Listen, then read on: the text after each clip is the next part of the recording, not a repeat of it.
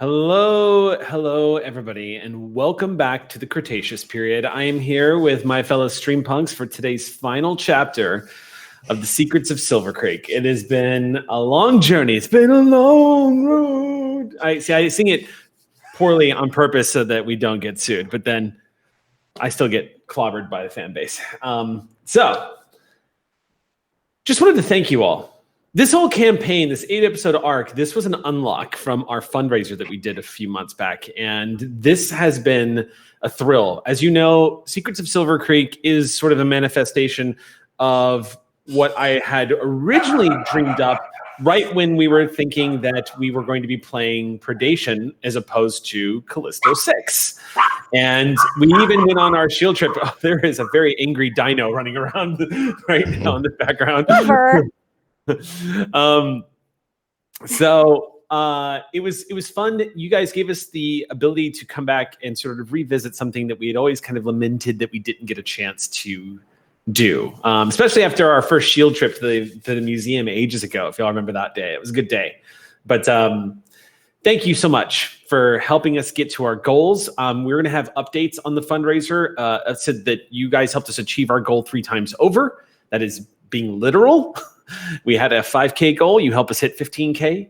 That has helped launch the Stream Punks LLC and is getting things up off the ground right now. So thank you. And thank you for giving us the opportunity to play these characters in this story. So that's all I had, except, of course, reminding everybody that Blood of the Void is going to be this Monday. And you're not going to want to miss this one.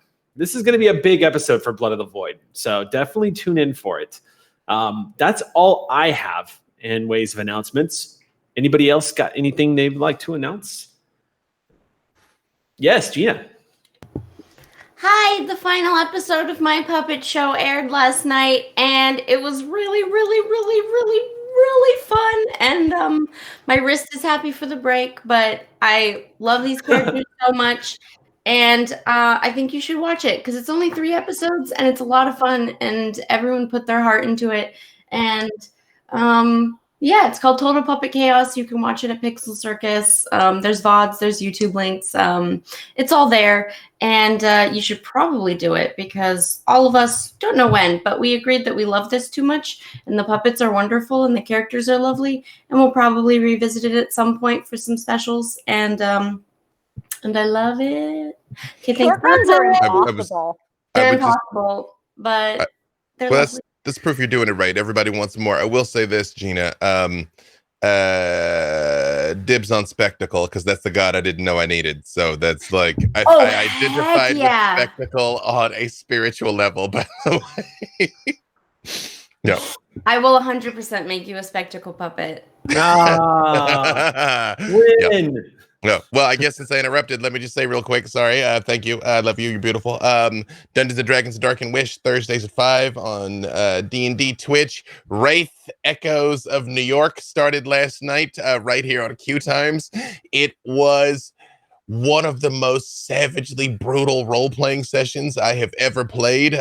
Because of the mechanics, everybody at the table is playing 2 characters, both your player and essentially someone else's dark reflection, essentially their shadow. What kind of game would have you play someone else's character while playing your own? Sheer madness and folly, I say. Jake explained it as this game if our dino companions hated us utterly. Yeah, and it's a whole thing. So yeah, check that out. I got so funny in Sam's chat this morning. Someone was like, "Wow, Eric, when you were comparing Geist to Wraith, you weren't kidding. That game is bleak." And I was like, yup.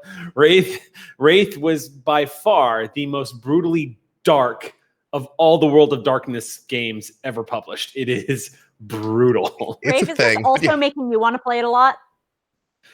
Good luck. Fridays, right here on QueueTimes. Yeah. Good luck. All right. Anybody else got any other announcements today before we jump into today's story? Thinking. Rave's thinking. Rave's thinking. Nope, nothing. Okay. I think, unless, yes, Sam. It looks like they're about to explode. I'm excited! Let's go ahead and jump into our final chapter of Secrets of Silvercreek.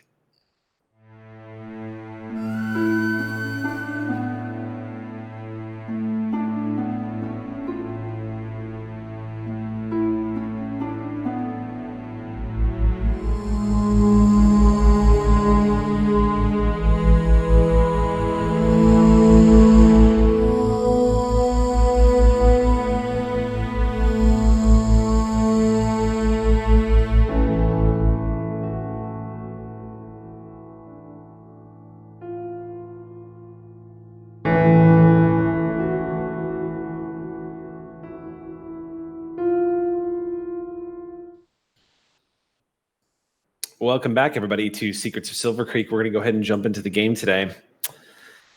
It's a big one, perhaps the biggest of ones. When we last left off, you guys had really started to peel back big layers and uncover a lot of the mystery that has been surrounding not just Silvercreek, but the presence of humanity here in the Cretaceous period. Why was Sati involved in the Gravaxi trials? What were they all about, and what was their objective? You still haven't been able to fully uncover that yet. What you have uncovered is an incredible trove of information that could change the course of human history and has certainly changed the course of humans' future. Learning now that the comet is in fact the extinction event as you all have known it is not going to occur. This changes everything. It raises questions about what happens next, where humans' future lies. The future that you all knew will not be an inheritance of this timeline. And that's the other thing that's bending everybody's brain, is this is now an alternate timeline because of the way things have gone. As I'm speaking of the extinction event, I want to apologize as Sam has mysteriously gone extinct. Sam is a very method player and really just gets super into it. Oh, Pennon. Oh, And Sam is no longer extinct, so we will continue. Pennon's return. Yeah. So, upon learning this monumentous piece of information, you've also learned where all of the Sati hidden bunkers are on the continent. You've also discovered the location of 2 Sati bunkers on Appalachia, on the other side of the continent, across the ocean to the unexplored continent, the wilds of the Cretaceous period, where Sati has warned anybody who decides to travel to that side of the planet is in for it, because that is the raw, untamed wilds of the Cretaceous period, where Sati does not hardly have a presence at all, and where dinosaurs have evolved and have lived mostly without any human contact over the past 100 years. Now, in just the past 100 years that Sati has been here, the impact has been enormous, especially because you have all been left here to survive on your own, and the human population has grown and the impact has shown. What does it mean for your future? All of these things are in the back of the mind, but are not the priority. The priority is home. Silvercreek is under threat. Sati wants it. The butterflies want to destroy it. Neither one of them are aware of what you have uncovered. But what you know for a fact is one, the other, or perhaps both are coming for Silvercreek. That much is clear. And in preparations for that inevitable encounter, y'all crazy bastards did something absolutely wild. You cornered one of the biggest of the bad, Stripe, a Lithrinax, subspecies of T-Rex, and known for being one of the most vicious theropods to be wandering this side of Laramidia, had taken up residence in the vicinity of Silvercreek these past few years. It's even claimed the arm of one of your protectors and has been a terror on the community since as long as you all can remember. One of the most lethal and dangerous predators out there, a creature that has become something of a legend among the community. And you all have decided to weaponize her against Sati or anybody else who shows up at your doorstep. Now, I will say this. Stripe, unsurprisingly, being an unbound dino, being raw and untamed, who has accepted all of you and even your dinos as non-threatening challenges to Stripe's status, has released its instinct to murder, kill, death, maim, and destroy you. However, still being a wild animal, like dealing with any lion in the wild, you cannot turn your back on Stripe, and you cannot assume Stripe isn't going to make an attempt on you at any given moment. You are new to Stripe, and Stripe may have accepted your existence and accepted what you're doing. but is still a raw, untamed creature that needs to be directed. Can't be ordered. Has to be directed somewhere else. Like any shark in the water, the only way you can get it to leave you alone is to put its attention on something else, or to overstimulate it and back the F off.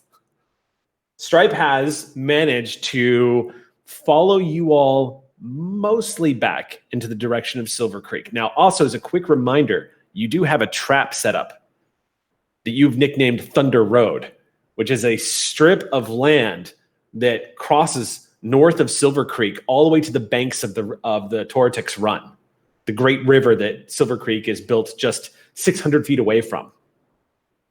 So if anyone is approaching from the north like they were last time, they're in for a spiky surprise. We're going to start today's game off with the lot of you having moved back to Silvercreek. Now, there's a few things that have developed. First of all, as you all have begun to approach your home, you've been getting reports back on the comms. Mostly it's been straight to you, Tego, and communicated through everyone else. But Skystone has told you that scouts are reporting back that they are seeing what looks like a large group of individuals with dinosaurs about 12 miles north of Silvercreek. The other thing that they've reported back is there is another hurricane coming. The timing could not be worse or better. Hard to say. The intensity of the hurricane, also hard to say, but the clouds have grown very dark, and this will be pretty typical of this time of year. You have all started to notice about the time when you have gotten that report. This is particularly clear to both River and Penny, who are used to having their proverbial ear to the ground when it comes to the way the wilderness is reacting. The wind has begun to pick up. You've begun to hear the roar and the whisper of the trees as they creak back and forth, and the whipping sounds of the foliage and the ferns as the sky overhead is turning angrier and angrier. The temperature drops a few degrees, but the wind is still warm as it beats around you, just crashing into your face, into your eyes, whipping those of you who have hair around the back of your heads. You can also tell that your dino companions are aware that a storm is coming. Clever knows it, Steenie knows it, and Nine knows it. How Goose gives a damn was up to Goose, really. In Goose's mind, Goose is the storm. Nine knows. So you understand. Here. Yeah. Storm? Sure.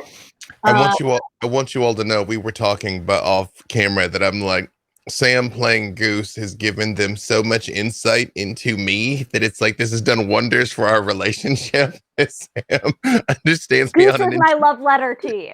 Yeah. it's received and put into my heart box. Yeah. So, moving back to Silvercreek, in tow, occasionally having to pause and check back in, and then coax Stripe in your direction, is this full-grown adult Lithrinax that is moving towards you all. As a quick reminder, Stripe stands about a head taller than Goose, who is, I think, only an adolescent T-Rex, which would be in keeping. That's why they're smaller right now. Yeah. Someday they will be Yeah. larger. Yeah. Not today, but someday. Someday. They're going to be the biggest boss around, and everyone's going to be very scared of them, Eric. Yes. Everyone should be scared of them already. They're very scary. The one thing that is really keeping Stripe in check is Stripe currently sees Echo as a T-Rex and is also viewing Goose as a T-Rex. So kind of like following a small grouping.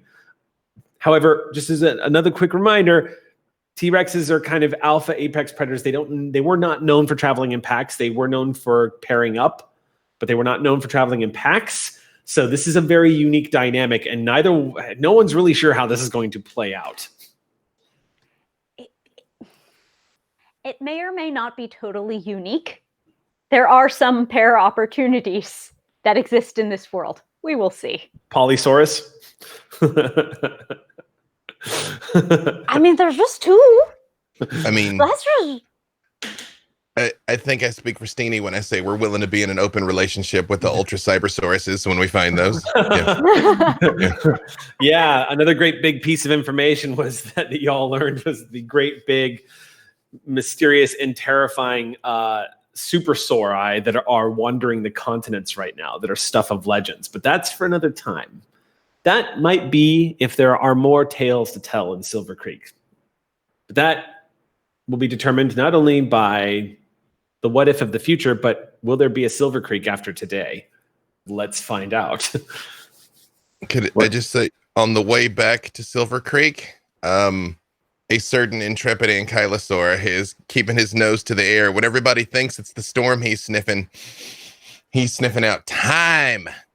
You want to search for ciphers? Yep, time truffles on the way home. Oh, this is for nines. Oh, this is for 9. Oh, okay. Okay, so I'm going to have you roll 2d10 real fast. Finely tuned and precision instrument in this ankylosaur head. He doesn't have time for emotions, memory, sentiment, only time. That is 50 on the nose. 50, really? Mm-hmm. You know what I'm going to do? Roll a d20 real quick, B-Dave. I like where this is headed. That is a 13. Okay. And you rolled a 50 with the 2d10? Yep, 5-0.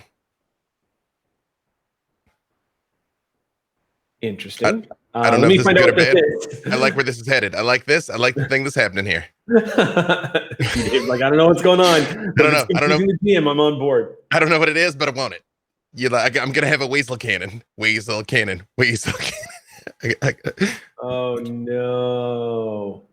Oh, I like Is it. it the bomb again? All right. Roll a d6 and add +2, please, B. Dave. I like it. 8. Oh no. What are you knowing?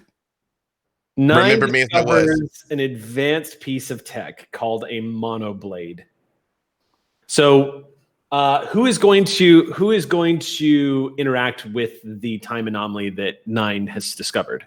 I mean, I guess Tego, because I don't know if this is good for us or bad for us, so I'll risk an arm for this. Yeah, So, go. all right. So, real quick, 9 stomps off into the bush suddenly as you're moving through river. 9 just kind of describe what happens as 9 senses the presence of a time anomaly. Again, I think all the other dinosaurs are aware that, bad weather's coming long before the people. And so as they all kind of lift their heads to the sky, he also is like,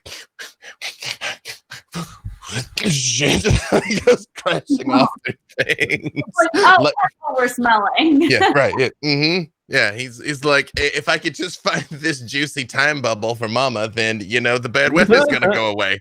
Okay. And just, I love 9 so much. yeah, Just dinos. Yep. Like, oh, I guess I'm doing that now.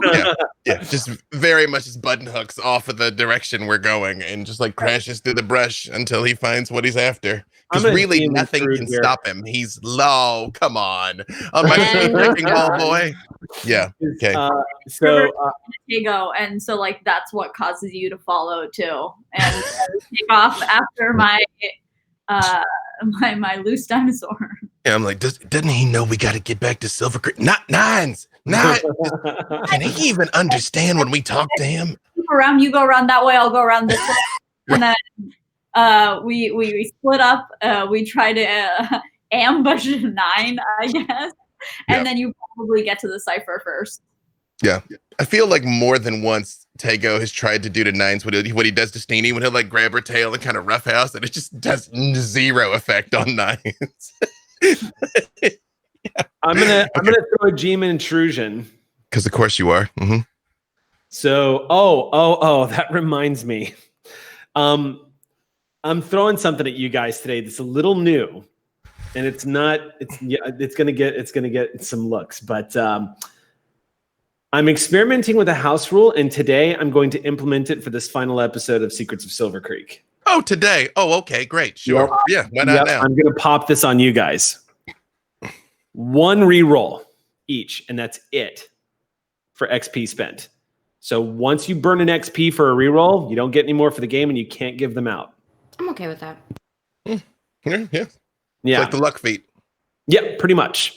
Think of it like that. So you burn 1 XP and you can get a reroll, but you can't use it for any other things. You can still use it, however, to introduce like advantages, and you can still do it for player intrusions with GM approval. So that's still totally an option. So But we want to burn rerolls, through a ton of our XP that we've accrued, creating advantages for this battle because we cannot rely on rerolls to succeed at things. We have to already get the difficulties to be advantageous before we even start. Message received, Master of Games. All right. So here's the GM intrusion. You go ahead and gain. Are you going to accept the intrusion? This is actually going to be. This would actually technically be on Rave because it's a GM intrusion on Rave's Dino Pet, and this would directly affect Rave. River would be directly affected by this, and so would 9. So Ravity, it's up to you if you would like to accept the GM intrusion. Heck yeah. Oh, yeah. Okay. So gain an XP and pass out that XP, that 1 XP to somebody else. Let's give it to Gina, Echo. Yeah. All right. So here's what happens. 9 comes tromping up to what is clearly a time anomaly. The fact that some of the bush looks like it's warping and bending, like visually, like it's behind something that's invisible, is a dead giveaway. But also the ability to see these fuzzed images of other places and other times, things that may or may not ever exist, kind of flashing in this bubble that almost looks like a small window into other worlds. And time around it has itself become slightly altered. Leaves that are being torn free, or I should say like branches and pollen that you see being ripped free from trees from the blasting of the wind slows in the vicinity of this. Some of it speeds up and rockets off and then goes back into its normal state as it whips around this time anomaly. 9 stomps up to this thing, frustrated to find that half of it looks like it's in the bark of a tree and half of it is free. The GM intrusion manifests with 9 trying to figure out how to accurately sort of interact with this thing or point out that it's there. It's like uncovering a bone that's half buried.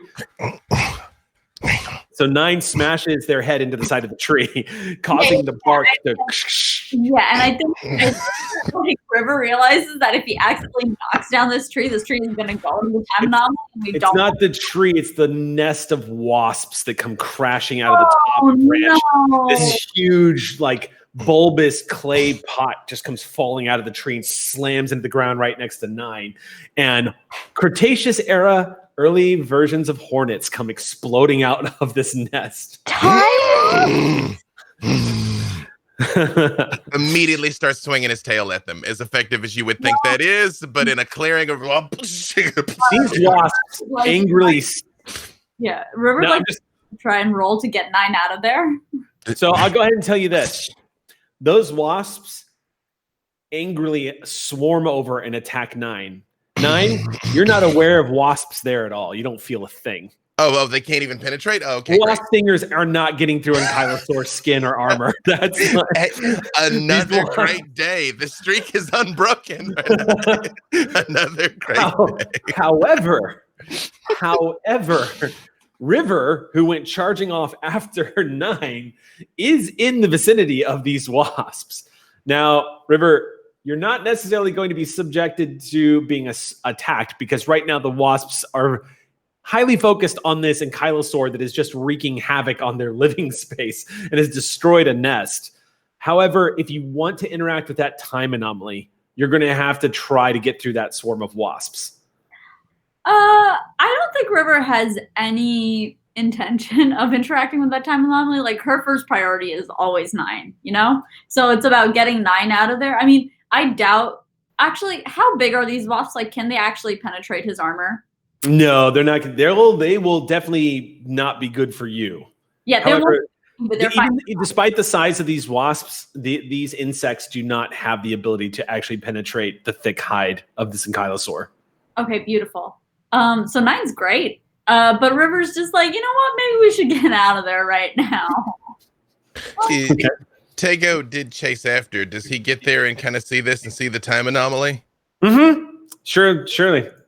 But Tego, and as long as 9 is in there, getting to that time anomaly is going to be a cloud of wasps. Exactly. So River's trying to get 9 to fetch the other way. Okay, roll. Now, if you remember, it's only difficulty 2 now because you've gone up a tier. He's like, we've gone up 2 tiers. He's gonna use That's true. the tactic that I use with my husky is that somebody's very interested in something. I will take off running, like I am very interested in something. Like else. you spotted a squirrel. Right. Yep. And he will follow me because he realizes, like, oh wait, Mom's seen something. Yeah. Clearly, I must follow too. So, Okay. Classic. that is what we're going to be using here. So yeah, I'm rolling, and I rolled a 15. Okay, that's going to be enough. Perfect.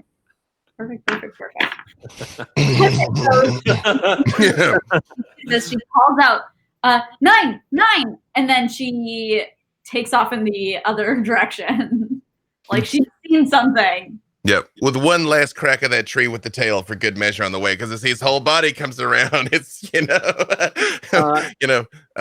Okay, well, all of this is happening just because I'm all about the cascade effect and making things difficult for you guys. I'm gonna get Penny to make any kind of like handle animal check for dinosaurs. This is not going to be easy. I'm going to set the difficulty of this at 7. As opposed to the 8 that it normally is. Cool. Great. Wonderful. Delightful. Splendiferous. Wondrous. Cool. Let me see. Do I have abilities? No. Cool. Do I have effort to spend on this surely an intellect task? No. But you know what I do have? Moxie. All right. So I kick it down by 3. Okay. For specialization and an asset on all positive interactions with dinosaurs. And then I have Moxie. Okay. 19 on the dice. What's that? Not 19 on the dice. You rolled a 19? A 15 and a 19. Okay. Because fool's luck. And Penny, you know what? And Moxie. Penny, you have been around. You've been around Echo enough, which means you've been around Goose enough to know what's about to happen. Instinctively, when you see River getting 9's attention, bolt off into the bush with 9 chasing after, you know that's going to excite Stripe. And instinctively, you whirl around and throw your arms up. Sure enough, Stripe was actually think of it. Think of a wild lion seeing people running through the bush. Stripe immediately starts watching this happen. This head just curls around and starts watching. And there's a moment where Stripe's head dips with interest. And you can see the shifting of the weight to the front, almost like they're about to take a step. And Penny, you get Stripe's attention. Stripe pauses and looks back in your direction. And you can hear that deep cooing of this excitable Lithranax that's just watching you for a moment. All right. So, very excitable. If Stripe doesn't pop off on this, might pop off on other dinos. Take that energy, redirect. I've got a minor effect. So can I see out of the corner of my eye maybe a prey animal so that I can turn and whoosh toward that, draw Stripe's eye, and give, like, basically go on that predator drive, the hunger drive, and redirect it in another location. Like, try to get to hunt something. Do a murder, just don't do this murder. murder. Do a different murder. I'll say this. Yeah? You're not going to spot any prey because there's a T-Rex and a Lithranax stomping through here, along with a Dakota Raptor. Anything that's has a beating heart that is not you guys has cleared the fuck out of this area. However, you can sure make Lithranax think. You can sure make Stripe believe that there is a preying animal over there. I mean, the wind is whipping around enough right now in the branches and the trees that it wasn't hard for a river to be like, oh, look, something over here, Nine. Fair. Yeah. Kind of philosophy here as you get Stripe's attention and sort of direct it over. And Stripe does curiously, not charge off, begin to wander a little towards the east of you guys. Cool. Burning off that energy, Mm-hmm. burning off the... That's over here. Yep. All right. The time anomaly is now open for contact. Tego just walks kind of right up to it. Actually, believe it or not, and I will leave this to the GM. Uh-huh. I would like to activate my recall cipher. Okay. Because I realize this whole world is not at all what we thought it was, and is about to change radically.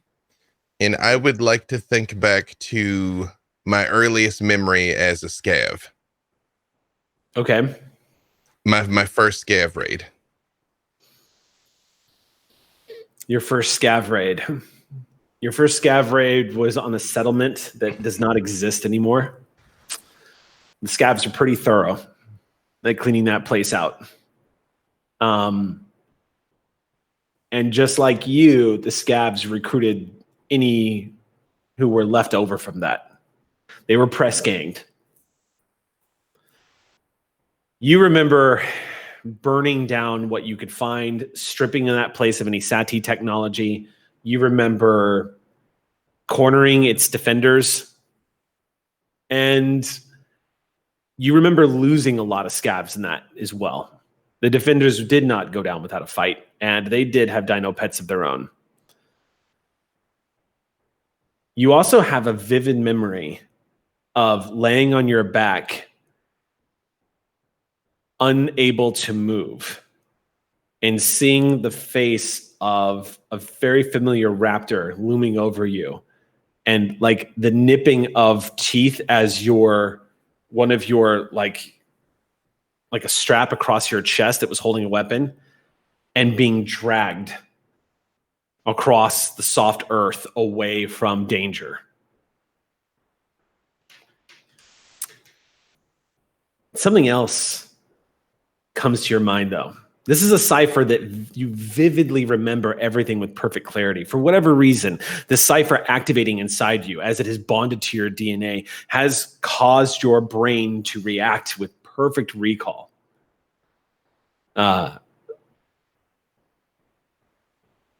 You recall seeing suddenly a bunch of people who managed to get away from the settlement, and the scavs did not chase. Scavs were just there for the stuff. Murder is something scavs can do for sure, but they're there for the stuff. And they're like pirates. Murder, fine. But I'm here for the things. So if people run, but we get the things, no one cares. So a lot of those people escaped. And you freeze for a second as you're thinking about this, Tego, because you remember seeing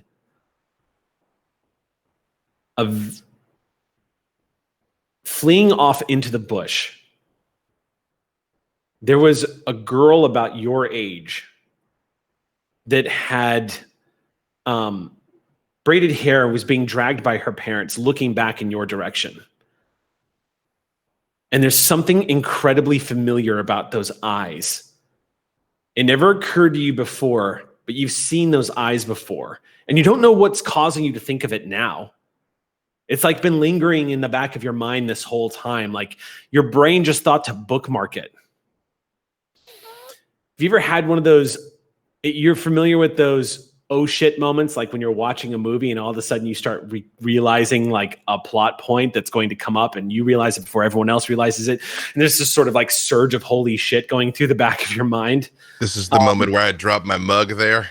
Yeah, right. This is a moment where you remember looking into those eyes not too long ago at the butterfly camp when a woman who had been scarred up from her time with her past dragged you into the bush. That Violet was there that night.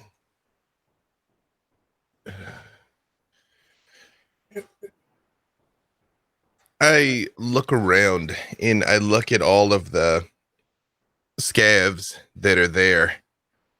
So many of them that I watched die, probably have died somewhere between here and there. I'm like, that was Hornet. These things here must have tripped something in me, made me remember him. Called him that because he's slow to anger, but once you got under his skin, he chased you till one of you collapsed. And that was Snapper over there. They called him that because of what he'd do to people's fingers who wouldn't tell him what he wanted to know. And that was, and I turn and I look at our pack leader, for lack of a better word, and my hands kind of start to shake a little bit. I'm like, and she, how do I go about turning this off? This is plenty of recollection. And I just sort of turned my attention to Steenie, looking at her and realizing, you know how when you have pets and they grow and you don't realize it till you go back and look at another picture and you're like, oh, it's you, but you were 30% smaller. Like you used to be like that. I'm like, I didn't realize how much you've grown. You just, you got me out of plenty of messes. Are you gonna help me out of this one, I suppose? And very much just kind of keep my eyes and attention on her until this cipher runs its course, because I thought I wanted to remember this, and then I realized I very much don't. I spent a lot of my time not remembering this time. The implication that Violet was there would also hint that being chased out of her village with her parents, you know where she ended up, because her parents were nowhere in the story that you heard from her, and you know she ended up a silverback at some point. Yeah. So the implications of everything is it's coming back to you with perfect recall, Tego. Yeah. I do try and recollect something about her parents, what they were dressed, what they looked like, a way that I could describe them if necessary. Yeah. Just Mother had angular features and auburn hair that was it was in, as she was running, it was in a ponytail that was falling apart, and it like was wearing a vest and looked like sturdy work jeans and thick boots as she was dragging young Violet away. You did see somebody in front of them that had what looked like a handgun and was waving at them to follow. He looked like he may have been maybe about 6.5, perhaps even feet tall, dressed very similar to the way the auburn-haired woman is dressed. He's black, and it looks like he also had hair pulled back and knotted up into a tail. Can I tell what the purpose of this settlement was? Are they Sati? Are they just frontiers folk? Are they traders? Mm-hmm. It was a Sati settlement. It was a small Sati compound, and it looked like they were farmers. I filed that away because now we have a record of all the Sati settlements. I might be able to find out who she was, who was there. Her Very family. likely. Yeah. Okay. Yes. Okay. Might be one thing we could set to right, I suppose. In this brief moment, that perfect moment of clarity, for whatever the hell reason, Tego, that it just comes storming back into your mind. And in that time period, you were revisiting this pain that had been buried, but you're also sort of formulating and realizing, oh my God, I sinned. Wait, but there's a way to make this right. There's just, imagine that slamming into you all at once as it comes roaring back. And as this is happening, Tego, without even realizing it, you've interacted with a time anomaly. And you begin to see again your nervous system light up like glow sticks underneath your skin, just glowing all the way up your arm. You gain a level 8 cipher called a monoblade. And the best way to describe this is very much like Psylocke's blade. It produces a 6-inch blade that's the same level as the Cypher. So it is a level 8 blade. And the blade cuts through any material of a level lower than its own. So what you're saying... It can cut through steel. I got a lightsaber wakizashi is what I'm taking from this. If it's used as a weapon, it's a light weapon. So it only does 2 points of damage. However, it ignores all armor that's a level lower than its own. There ain't nothing in this world that has level 8 armor. That's force field on top of titanium armor. That's ridiculous amounts of armor. That would be like heavy tank plating, basically, is level 8 armor. It lasts for 10 minutes. I will say when the time anomaly dissipates and you're holding this blade, Steenie is standing there at the same position she was in your vision, just a little bit taller, and can actually make eye contact with you now without looking up. And then licks your blade. No, that's not no, don't, absolutely not. And where's Clever? Keep her away from this too. Yeah. All right. Yeah, sorry, I just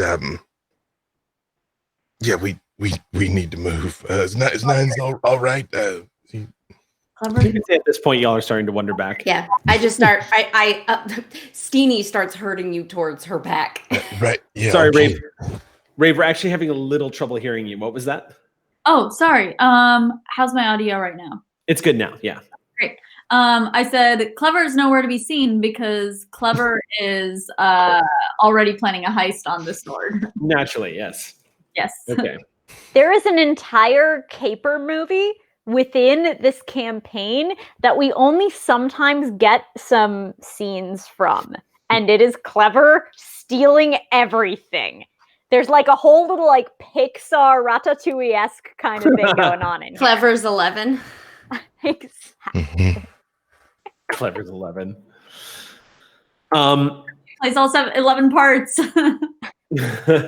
Okay. So, really, at this point, it's just the journey back to Silvercreek, which is going to take about half a day's journey, and maybe a little bit longer because you've got Stripe in tow. Occasionally, Stripe wanders off. You were able to bring her back into the fold, but she is easily distracted.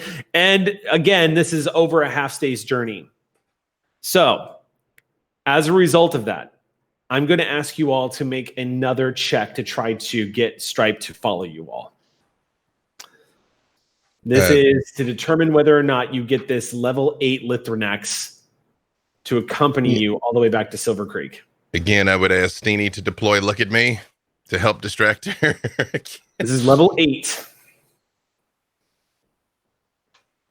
What's up? What you got, River? Can I use friend to dinosaurs again?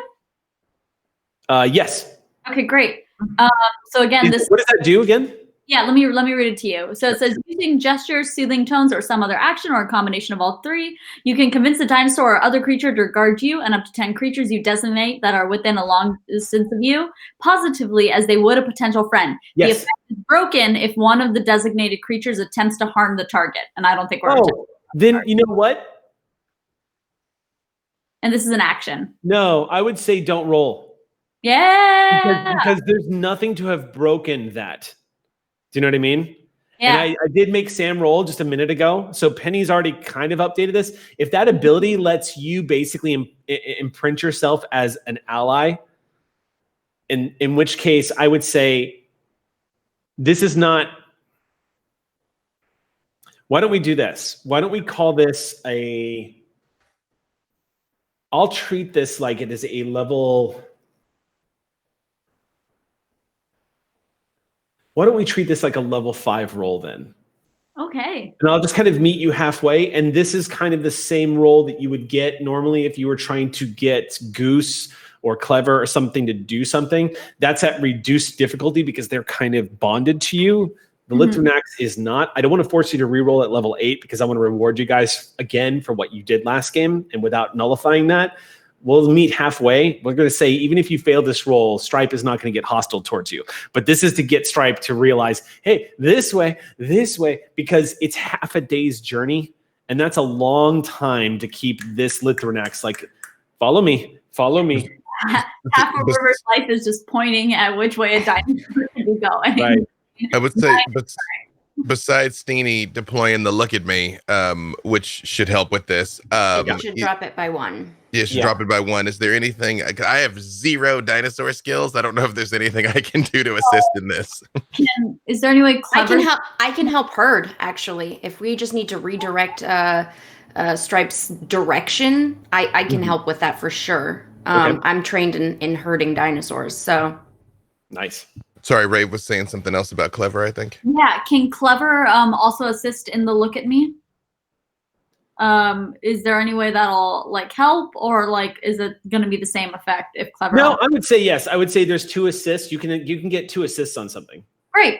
So if Clever wants to assist and Steenie wants to assist you, then that's going to drop it down to 3. Awesome. Okay, let me go ahead and You'll roll. need to make it 9 or better, and that's before your skills come into play. Ooh, an 18. So Steenie, Clever, what are y'all doing to keep Stripe interested in moving forward? Well, Dada said go play look at me. So Steenie bumps Cleverer with the bottom of their ankle, as if to say like tag, and then starts weaving really intricately through the brush right in front of Stripe, and is just playing follow me with Clever. Okay. So we're both playing look at me by playing with each other. We're following the Steenie. The Steenie. And that's exactly how her plays is she follows almost as if it's just like, oh, I'm going to mimic what you're doing because that's the game right now. So it's Steenie like snaking through the forest, and it's Clever like doing her best Steenie impression, snaking through the forest right behind. I want to do the Robin Hood Little John walking through the forest song. The Steenie and Clever, just not enough. There's not enough there. All right. You managed to, these 2 dinosaurs, ducking and weaving and engaging in play behavior, actually managed to keep this predatorial theropod that's pretty single-minded. Its motivation is simply hunger. You managed to keep it distracted, and it continues to wonder, endlessly curious about this bizarre behavior from this raptor and this Bambi raptor. Y'all spend a good, I would say, 4 hours of travel. Every now and then having to go back and get Stripe. Stripe will wander off. Y'all will rest for a moment, get Stripe to come back, and move forward. It is grueling because this hurricane is growing closer and closer. So the wind is whipping, and not only that, but there were a few instances where prey runs for its life, which excites both Goose and Stripe at the same time. And there's getting them to focus. Like, it's a tough journey. This is a long road trip with 2 very restless 5-year-olds in the back seat that really just want to know if you're there yet. By the time you get to the vicinity of Silvercreek, the sky has grown almost as dark as night. The sun has vanished behind the swirling clouds. The wind has whipped up, and rain has started to slash across the trees above you all. Thunder is rolling in, the occasional crack of lightning, and you can already tell, particularly our 2 Terex, the 2 of you can tell that the river has already risen a foot from the rain that has been pounding on the shores of Silvercreek. When you come in sight of the walls, you can see that the gates of Silvercreek are all closed, and there are guards posted. But as you're all approaching, the gates begin to open, and you see them pause as Stripe comes into view. Yeah, we might need to think of some other housing arrangements. The Hard Rock. I would like to spend an XP for a player intrusion. What would you like to do? Well,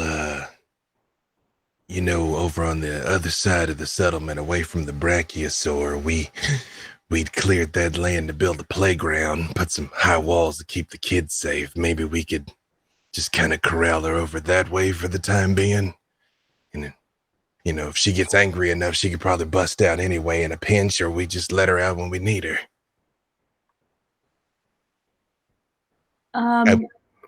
Also, I think in like episode 2 or something, I think I spent some XP on like having like a system of caves nearby as well for us to keep the dinosaurs. Can we still say those exist or not? Like, or was it just because I spent the XP in that? Yeah, you spent for long-term benefit.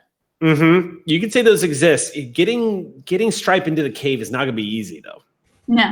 I basically don't want Tego to spend a XP that he doesn't have to spend if we already have that resource. Well, I also spent for a Tyrannosaurid sort of spot so that Goose could bunk down near my treehouse. That's true. And with a We could hurricane, bring Goose into the wall. I'm going to say with a hurricane a blowing, it may not be as challenging to get Stripe into a cave as normal.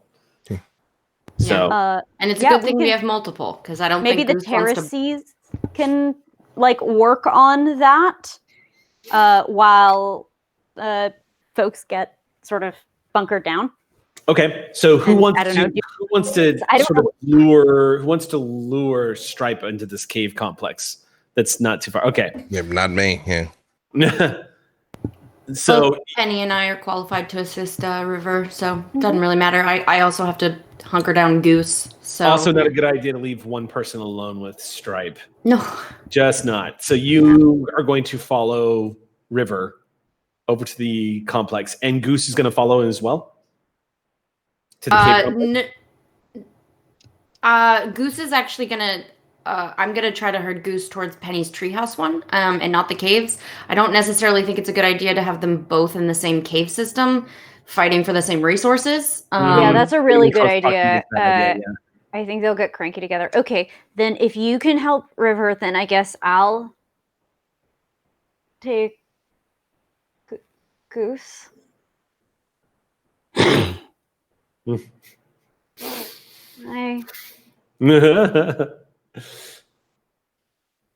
All right. Yeah, I think that River leaves 9 at Silvercreek, though, for sure. Okay. Yeah. Sure. Echo throws the jerky that Penny gave her the last time, because I was feeding those to Goose, so I want to help assist with like a smell memory for Goose that like if you go to this place with Penny, you get a lot of jerky snacks. Snacks. Make a roll. The difficulty is 2. See if Goose catches on.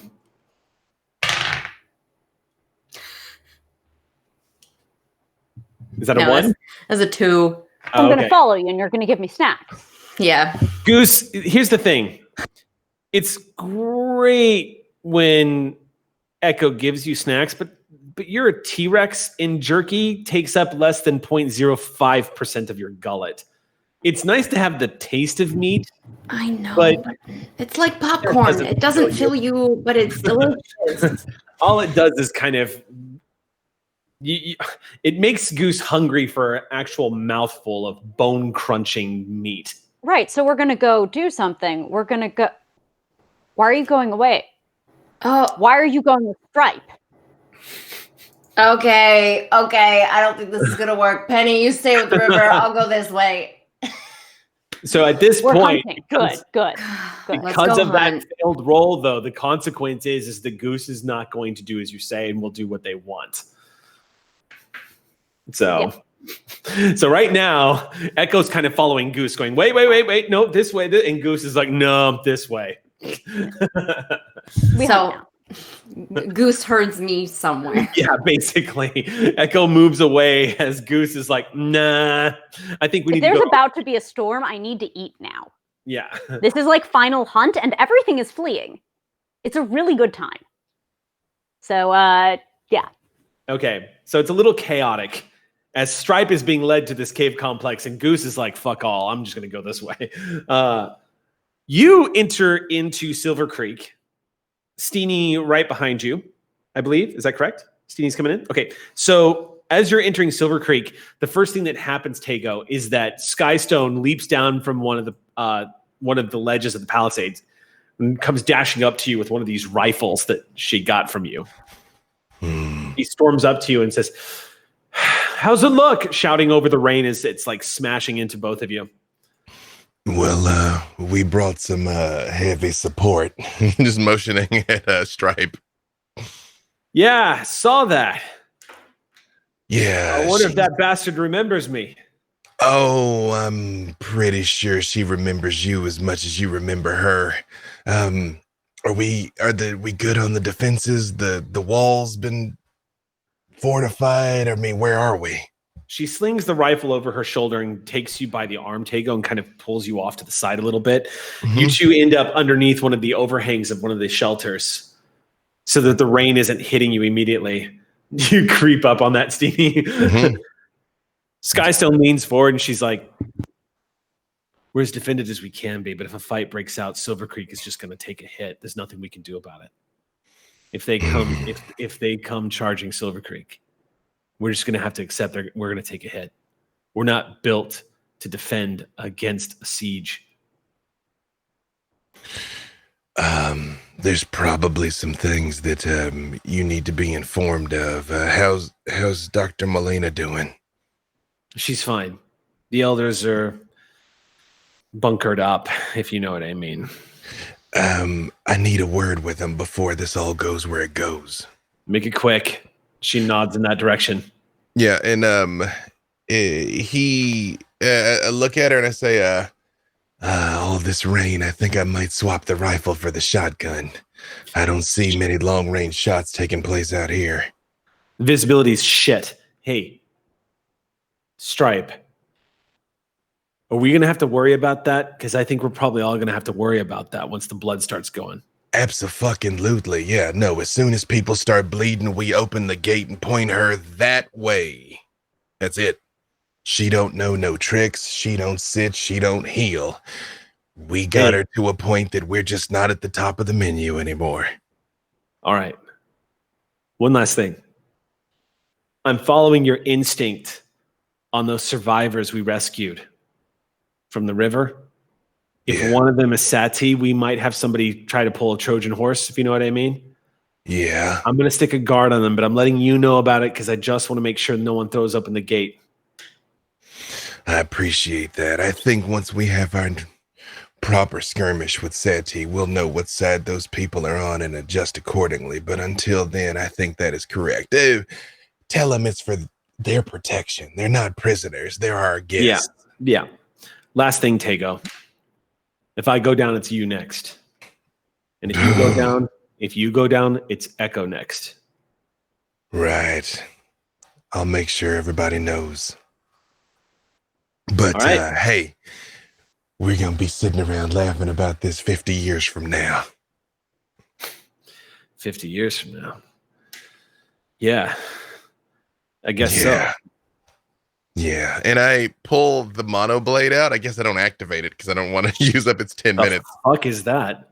Yeah, right. It's sharp, though. I just touched it to a couple of trees out there and... Well, Tego, she slaps you on the shoulder and says, "When we get attacked by trees, you're going to fuck them up." I thought Nines was the tree slayer. And I turn and head towards the where those people are bunkered up. All right. When you get to what's up? I was going to say, we don't necessarily have to do it in the interest of time, but I do tell them everything. The telescope, the sights, the maps, the just... So like a movie cut. Yeah, a movie cut. You're sitting there dripping with water, telling them. And Amalia is listening, and she glances over again at her confidant, Dr. Adrian Becker. Dr. Becker is the only one that's able to find words. He just says, "My God, if we had the location of the other Sati bunkers, this could be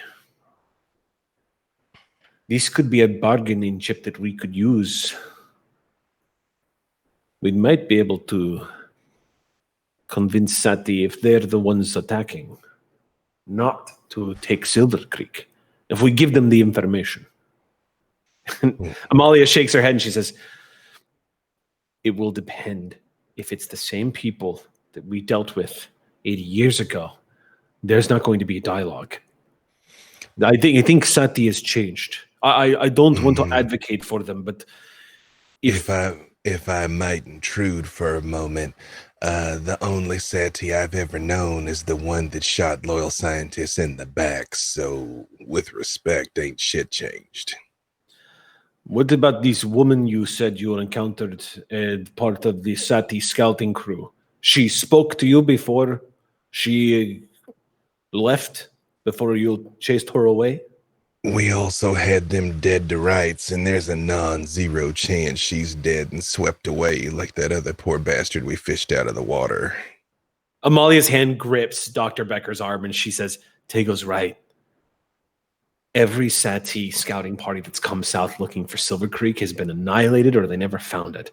Now that they know where we are, that we're here, they're going to come in guns blazing. It's going to be just like last time. Becker nods and says, we should treat this like it's going to be like last time, but we should still, if it's possible, if we can try to talk to them. There's no version of this that starts with a battle and ends with Silvercreek remaining intact. Well, I ain't got no interest in hurting anybody. But we're not just gonna roll over and give up the only home we ever known, neither. Becker starts to open his mouth, and as you're about, Amalia shifts her grip from his arm to yours and says, Tego, you can tell them I said this. Do whatever it takes. Yeah, Doctor. One question for you, though. When we went down in that bunker and that glowing person appeared, was that person made out of light that was talking? The hologram, yes. They said they was going to contact Sati and we stopped them, but apparently it's possible to communicate. It's also possible we already been betrayed.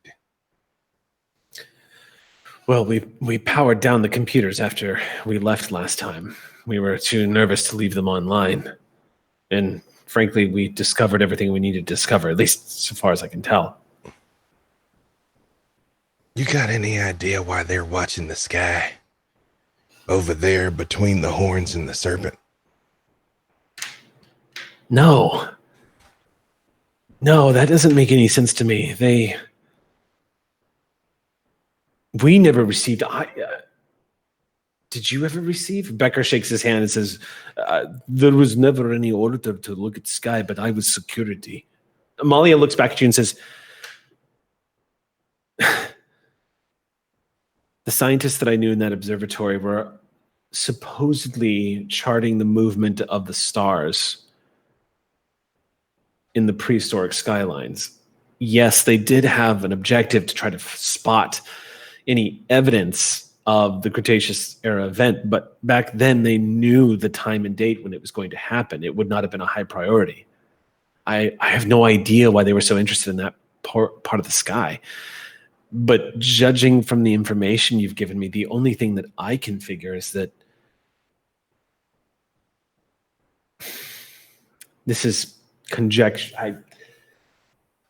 If they were giving that order from the future, maybe they were trying to head off something that was about to happen or that was going to happen, or they were looking for evidence of something that they had discovered.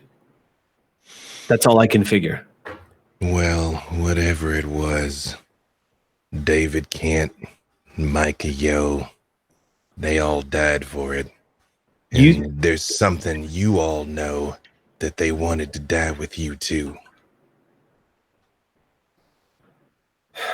Did you say that there were planets that were specifically marked? I did. One of them, we could see it. In fact, it was cloudy. And I do describe the planet that we saw. She just kind of shakes her head and says, it's odd. Did you get a view of the others? Not at the time. We thought it was a little more pressing to get back here. Right. You're right, of course. Yes. I don't know that they took such a particular interest is telling. You hear a bell outside in the rain, sounding out across Silvercreek, and then alarmed shouts emanating from the village. If they're coming in the rain, that means they're desperate. And I'd stand up and turn around. OOC, I apologize. Lucy Days. Was Lucy Days the SETI scientist that we found the record of, or was that I think River's that was person? the person we met with the head of the scouting party initially. Lucy was Days. the head of the scouting party. There was a name, and I apologize. I'm having trouble locating it in my notes. We got a name of a SETI scientist that was pivotal to the project, and I'm not finding it here. She's the one that had entered in these records. Which scientist are you asking about specifically? The Oh, one I think it's the one that I found last time, right? Yeah, that. At Yeah. the telescope. Shoot. Yeah. Well, I don't want to hold things up too much because I can't find it right now, but I do want to make sure I name drop that person because apparently they were one of the first ones through. They were one of the first SETI scientists. So Amalia hears you basically describe this person as Tago's there was a name, and you're coming up with a description of what you saw and what the name was. And she nods and says, "It sounds familiar. We'll need to see for ourselves. Becca and I will have to travel there personally." And Becca says, "You are in no condition to travel." Again, you hear the gong, and she says, "Tago." Yeah. And just doesn't say anything else. Walks out, and I hit the comms to all of them, and I'm like, "Well, I told the scientists everything we found. All we got to do now is live long enough to do something with it." Yeah, tell Goose that! Just find one in the river!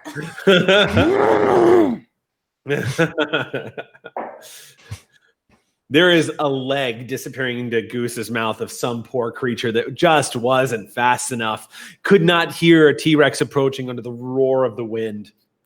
The end for that poor creature. Tago, when you reach, I'm going to say at this point, with the exception of Echo, who is just now returning, from the top of the palisade of from where you're able to look out over Silvercreek and the area that leads up, the pathways that lead up and that lead out straight to the Tortex Run River, which is just bursting right now with water. Even in this dark slashing rain, you can see the approach of figures. It's impossible to miss the silhouettes of a gathered group of dinosaurs. But two things. They are approaching from the pathway leading to the river.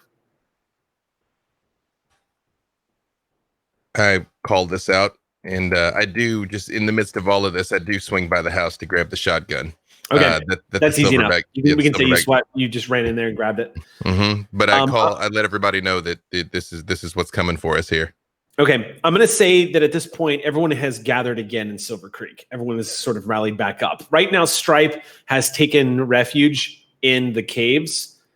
If you want Stripe, just to continue again to acknowledge the success of your last game and the multiple roles you've had on this creature so far, and the fact that you have 2 Terex in the party that can actually wrangle this creature if needed. All you will need to do to get Stripe to come see is another roar, Echo. Just like you did last time. So gladly. Well, but the roar would make them focus on me and come to me. So that will be our call when we need them. Goose is here to be focused upon. Yes, we are about Goose right now. No, well, I guess what I mean is when I do it, I will make it known to the party. When I call her, she will be focused on me, so I'm going to need your help to then redirect her away from me again, because it will sort of make me the thing that she targets again. We'll see. I mean, because no it makes offense, them Goose, focus on but if me. Bragg is here, I think Stripe's gonna focus on Bragg. I think we can pray that Stripe focuses on Bragg. Although I think we need to understand, in the event of hostilities, are we letting the dinosaurs face the dinosaurs and we face the people? Are we sending our dinosaurs against the people? Like, what's the play?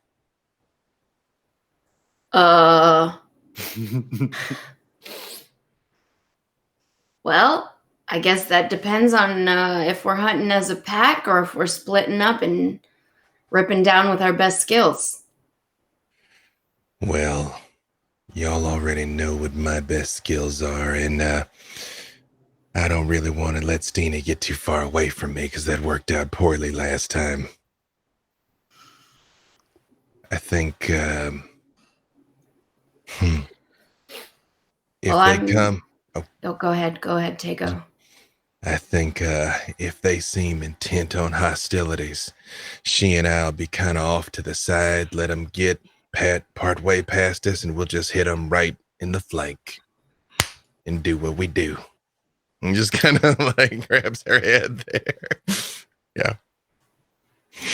You can hear for a me. noise. Yeah. You can hear a noise coming from the path up ahead, and there are 3 figures approaching. 2 of them look like they're flanking a figure in the middle. The 2 that look like they're flanking are dramatically larger, and they are bipedal. They look humanoid almost as they're coming out of the rain. Only 3? Only 3 right now. No dinosaurs that you can tell. I say, Penny, River, if you would, y'all get in ambush position. Echo, why don't we go greet our guests? Takes out spear and leans it on the back. Yep. Let's go. Definitely walking with the shotgun and the rifle slung. And bring Steenie. Okay. Just in case. So it's still 3 on 3, basically. Yeah, biped to biped. You know how it is. River turns to Penny and says, "Do you want to go up? I'll take the low road." Oh, works for me. You know, I love the trees. That's what I thought. Be careful. You too. She's gonna just, get down in the mud and just go take an ambush position next to some ferns. Okay. And I'm gonna set Clever down because I've had Clever with me for a moment, just because Storm and petting and everything. But I think there's the squirm that's happening of like, let me down, please, especially when Steenie goes off in her direction. Mm-hmm. So I set Clever down and I paused just a moment. Do only mischief. And I give Clever a knife. Yes! Which is actually a piece of shrapnel, but like proportionally. Yes! Clever has a knife. Clever has a knife. Clever doesn't even know what to do with the knife. But I think you just see Clever hopping around the knife for a few minutes. Just read. Aww. She's gonna climb up onto your shoulder real quick and like give you a good old nuzzle right now. Minimal scratches. You're getting. She's learned to like retract her claws a little, so to not really hurt you as much, because she's like, maybe they don't like that as much as I thought they did. Like I was into it, but maybe they're not. And so like the claws go back a little, and it's just it's like a nuzzle. I'm really glad I met you.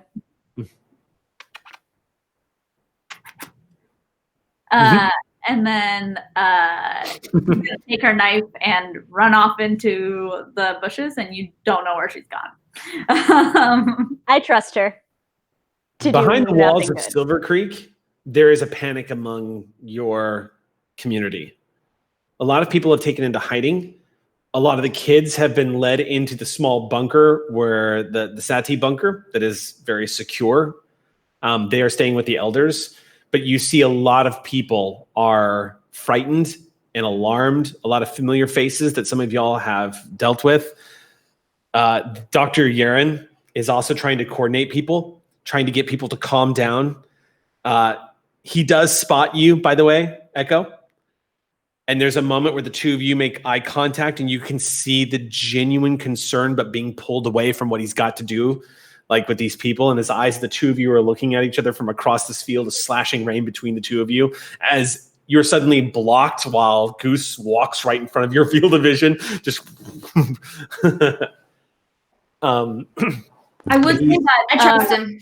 River has position 9 actually to like take care of like this, like almost be like a plate of armor for like smaller children to like gather around, because like if anything is going to like come at this group of people, like 9 is going to be the first barrier of defense between like whatever's attacking us and kids.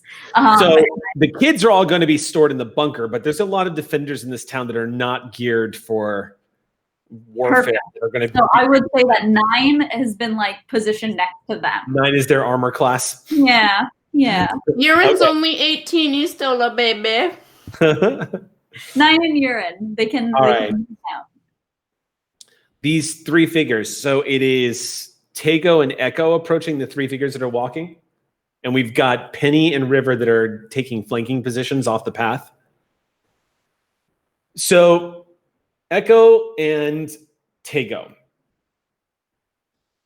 There is a growing sense of dread as you approach these 3 figures. The one in the middle looks normal human size and is wearing what looks like a slender, non-threatening combat suit. It just has normal plates on it, has a helmet, and lights that are glowing on the shoulders. There's no visible weapons that you can see on this person as they're approaching.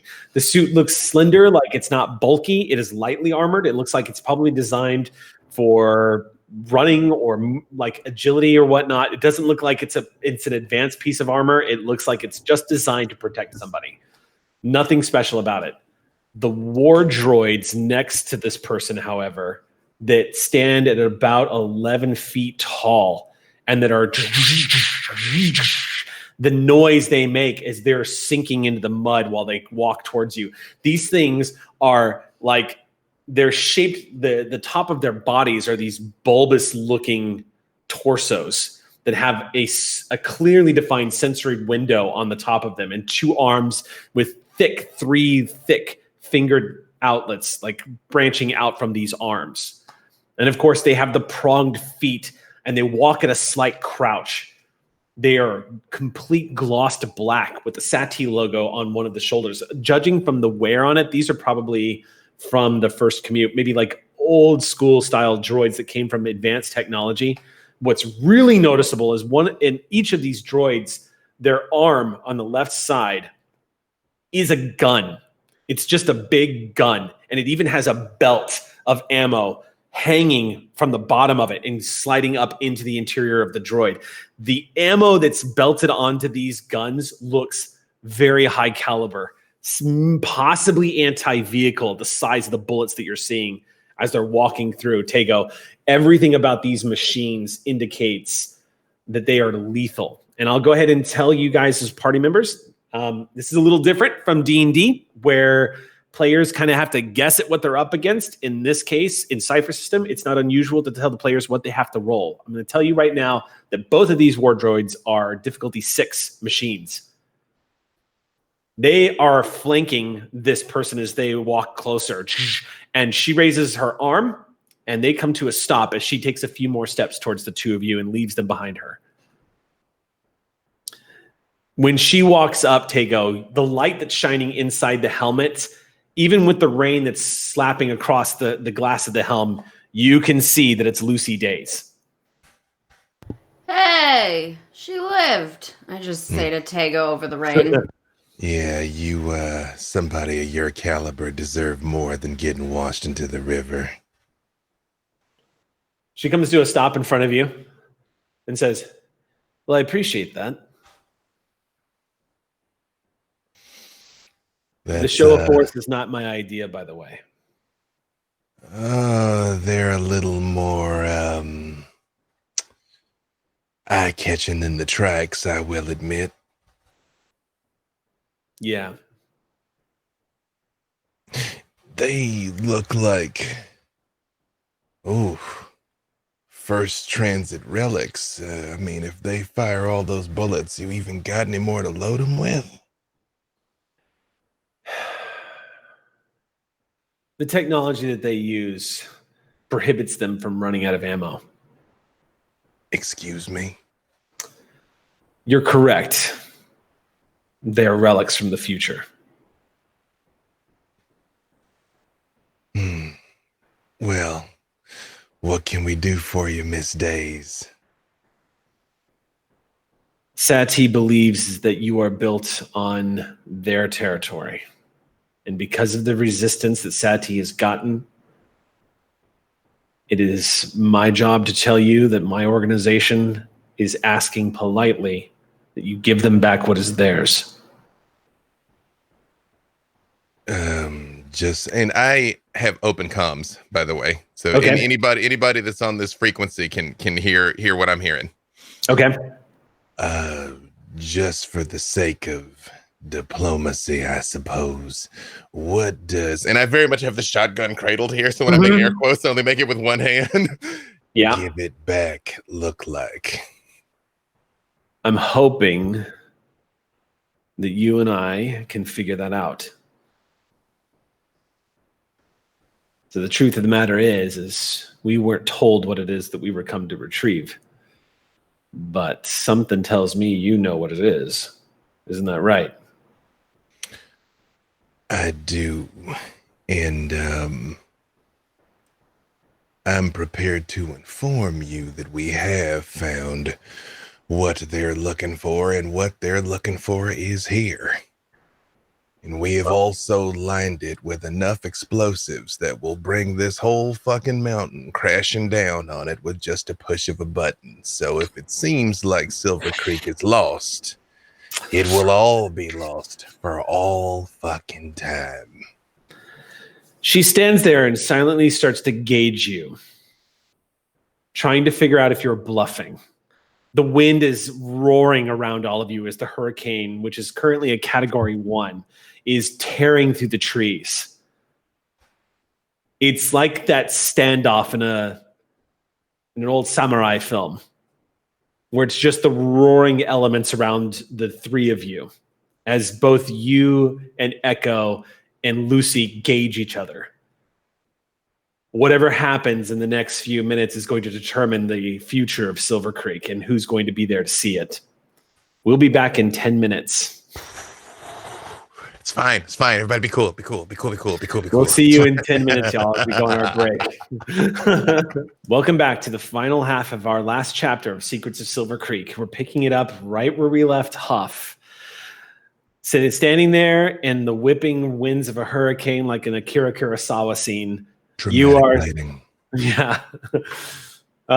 You and Echo Tego are standing face to face with Lucy Days. Now, Lucy is not assumed a dramatic or threatening position, though the war droids that are standing behind her are following her commands and are awaiting her order. You just tried to bluff into thinking you're about to blow up all of Silvercreek if they try to take it. So you're going to have to make a roll against that. So let's see if you can convince Lucy that you got this place booby-trapped. The difficulty is 6.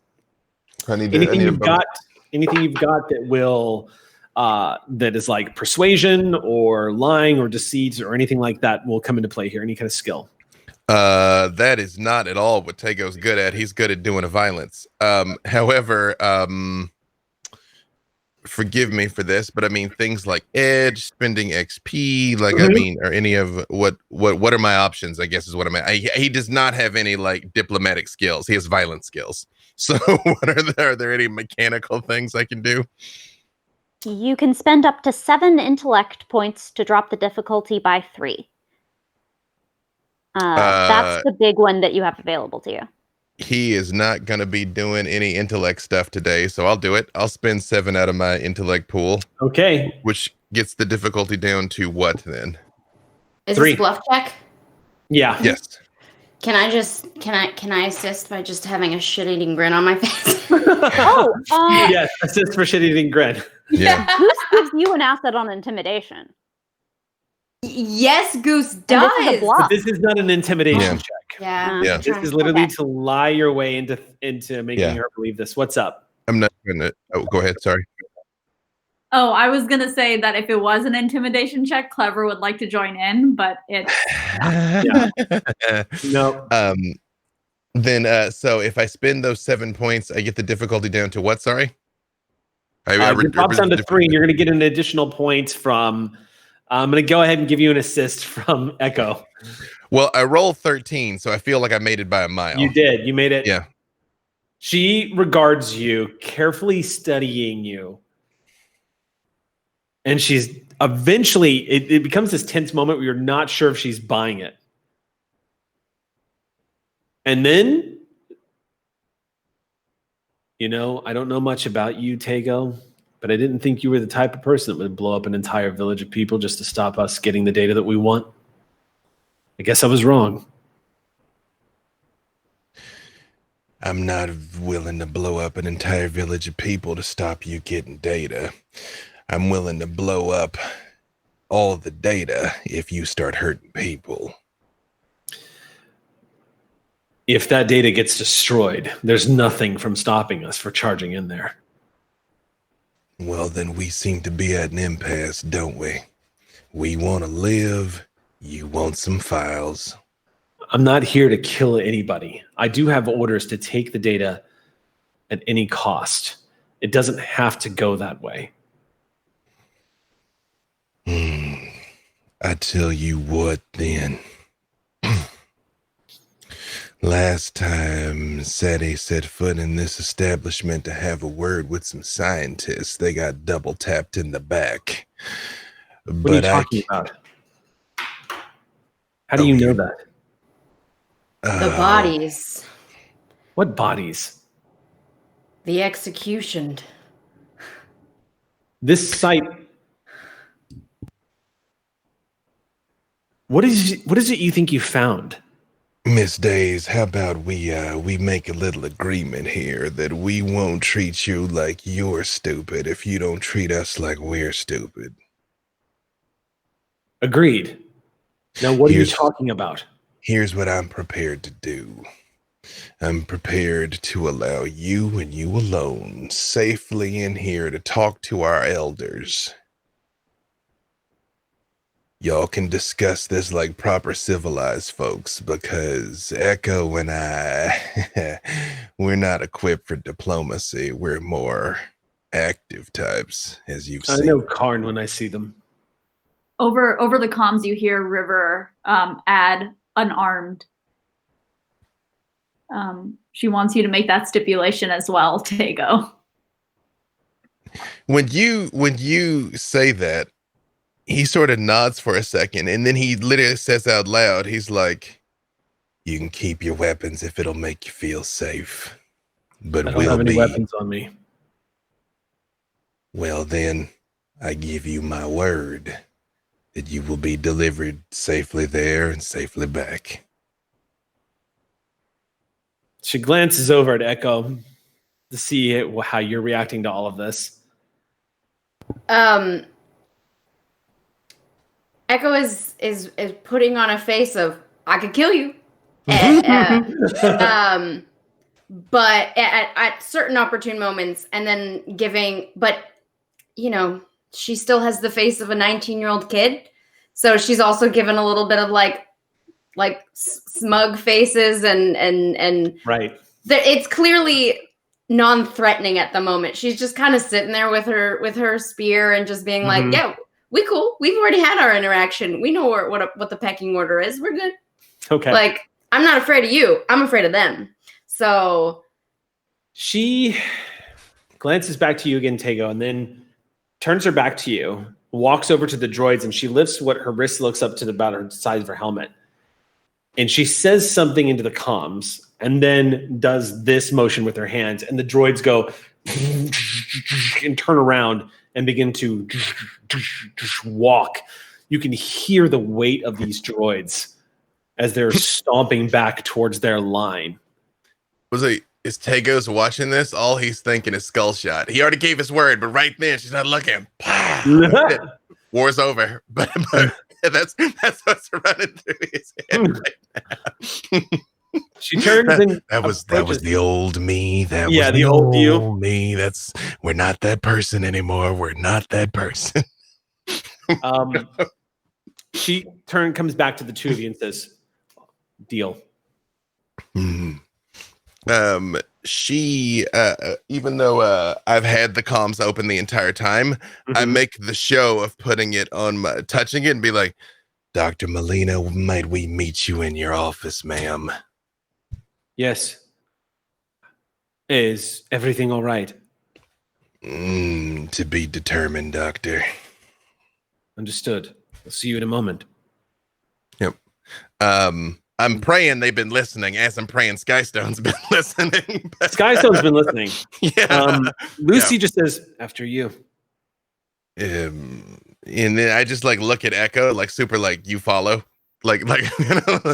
Yeah, I sort of just back up, and I with like a gesture to Goose of like, I gotta have a different pace than all of you. So she kind of backs. Noises.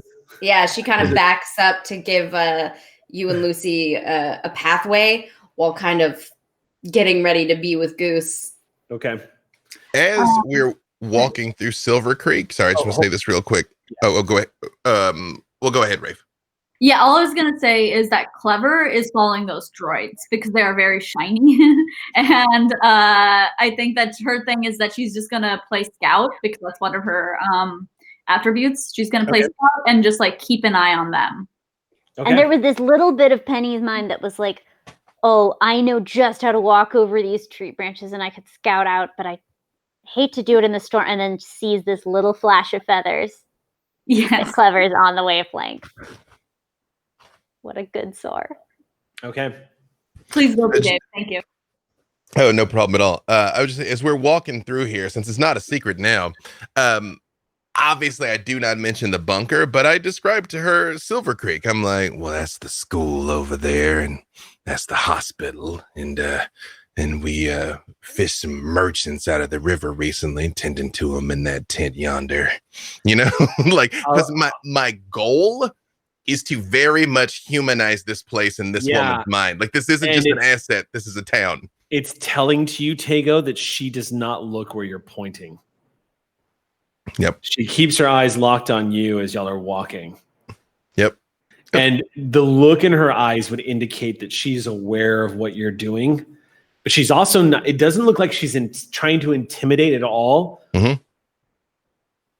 What you get from her is a woman that's all business right now. Mm-hmm. So to be clear, for my own edification, the actual entrance into the bunker was not off of Dr. Amalia's office, correct? It is. Was like you go into the main office, the research pod, which is a very large metal external facility that leads down into a sub basement of a bunker.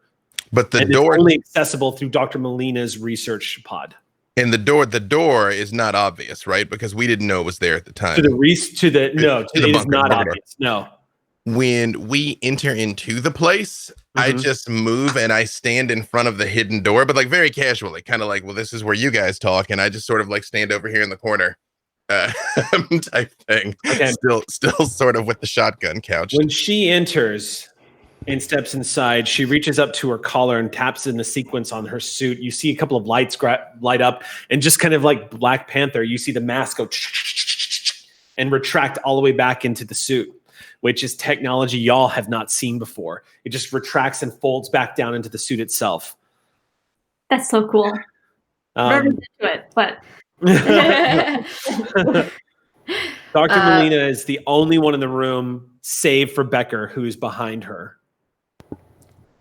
Can I just say, for positioning's sake, in case anything goes down, Echo would like to join Goose in the town as like in front of the med tent and Malia's office, and just sort of be the like big T-Rex in middle of town. I fucking dare you. Right. So, like, if anyone else approaches, they'll see. If anyone gets signaled on my comm, I can just tear through this.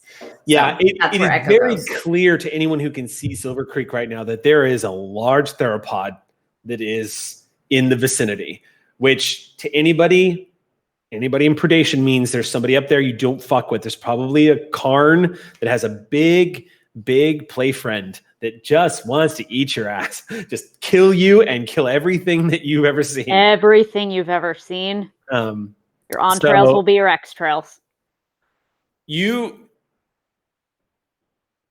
There's a moment of quiet, and in my love for using movie references, it's like that moment in The Hunt for Red October where the submarine captains of the United States and the Russians see each other for the first time, and there's just a standing and there's just dead silence between the two of them.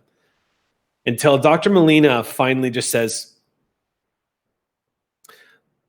"The last soldiers of Sati I saw were 80 years ago. And they were using their plasma rifles to gun down my colleagues who had dedicated their lives to Sati and research. We never got an explanation as to why that was the case. And if we hadn't acted quickly, our protectors would have murdered all of us. How are you different? Tell me that, and this can end peacefully. You are Dr. Amalia Molina." "Yes, this is Dr. Becker, former head of security." This seems to change things for Lucy as she glances once again at Tego and Echo for a second. Like she's starting to realize how this may have humanized Silvercreek to her. She's starting to realize that there are members of the first commute here. And she says, "I was given instructions to find your bodies in case they were still here. But you should know that I don't know anything about Sati security turning on the former employees here." "I can believe that," Melina says, leaning back in her chair. "Dr. Molina, I've been tasked with locating Silvercreek and reclaiming Sati data and equipment. You can have the data, you can't have the equipment. The equipment has been claimed. The price Sati has paid then for the blood it spilt.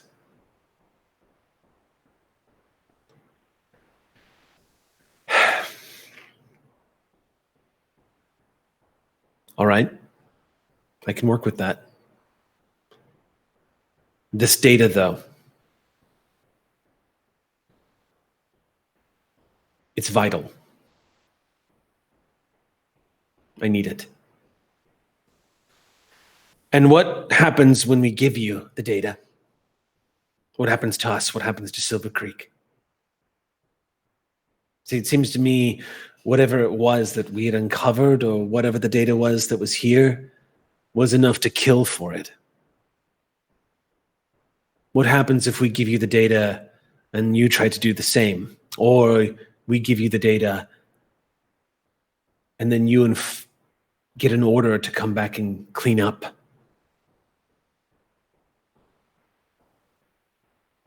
I don't know what Sati was when you were around, Doctor, but the Sati that exists today is just trying to build a society for as long as we can until we can get home. Before the event. Echo involuntarily kind of gives like a... She glances at you for a second and she says, "I wouldn't lie about that." No. I don't think you are. But you'll see what's funny later. With respect, Dr. Molina, and with respect to you as well, Dr. Becker, might I pose a question to our guest here? Please. What if the event ain't coming?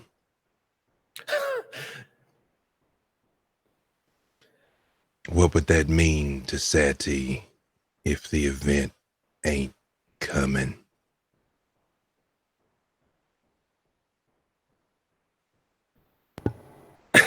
That's not a punchline, by the way. The funny part's later. I just don't see the relevancy of that question. Well, there's a lot of different types of people out here trying to make their way in this world. There's Savs, living one step above the beast, on occasion one step below. The butterflies that believe we're a pox on this world that must be eradicated so the world we knew can rise up someday.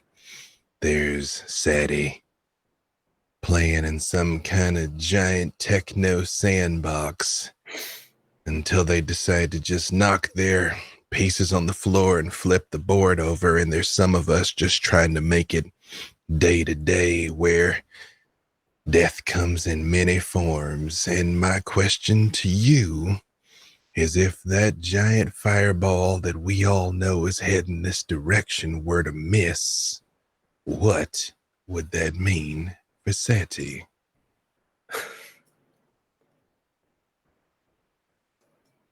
I'm sorry. I don't see the relevancy of this question. This is a waste of time. Can we just tell her? Well, you know what, Echo? Why don't you? It's gonna miss. I'm sorry. I understand the intoxicating effect that hope can have on people. I don't have any hope, dear. I have science. This is a science facility, and we have read your beautiful little computers and your shiny men who talk, and they all say it's gonna miss. And we can prove it. You can prove it? History recorded already that it hits. And science says it doesn't anymore. I'm not gonna lie to you, Lucy. It twists my head up quite a bit as well. My concern is that your people are already quite clear that it missed, and what they've done is send you out here to make sure that all evidence and proof of that matter is destroyed. That is what they were trying to cover up. Yeah. So that's the secret of Silvercreek. That's what it is that we know. We're all gonna live. Death ain't coming. The comet, the meteor, is going to fucking miss. She stares at you for a moment when you start hearing a crackling sound coming through her comm. And she says, "Excuse me for a moment." Yes. Understood. Understood. Keep me informed. We may not be alone. That seems dramatically appropriate. Whatever it is you think you have to say to me or show me, better do it now.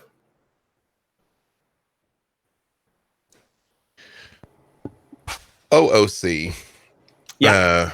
We wiped the data pad. We never had the data pad. We don't want to take her in the bunker. Is there anything that Dr. Molina has? Because she's aware of the calculations. We sent all the data. You can take her into the bunker. I don't want to, because then she'll see it's not really going to blow up. Well, you did say that the rocks above Silvercreek were staged to blow, to bury Yeah, the... you said you rigged the mountain to drop on us. Essentially. Yeah. I just look at Dr. Molina and I say, world's got to know sometime. I have a feeling that this one might operate on reason. Follow me. I do look at Echo and I say, if we're not alone, you know what that means. Mm-hmm. I stay up here. Yep. Beep What's boop up, boop River? beep boop. Oh, sorry. What's up, River? Yeah, I think that River. So I'm assuming River hasn't been in this meeting at all because No, she's you and Penny are outside keeping an eye on things. Open Yeah, I comms think though, so you can hear it. typically River has been like positioned to go get Stripe if necessary. Mhm. And I think that, but once she hears them going down into the bunker, I think that overcome, she's gonna be like, "Are you good?" Outside. Are you talking to Tego or Echo? I'm talking to Tego. I'm so sorry. Again, he just says to the comm, to be determined.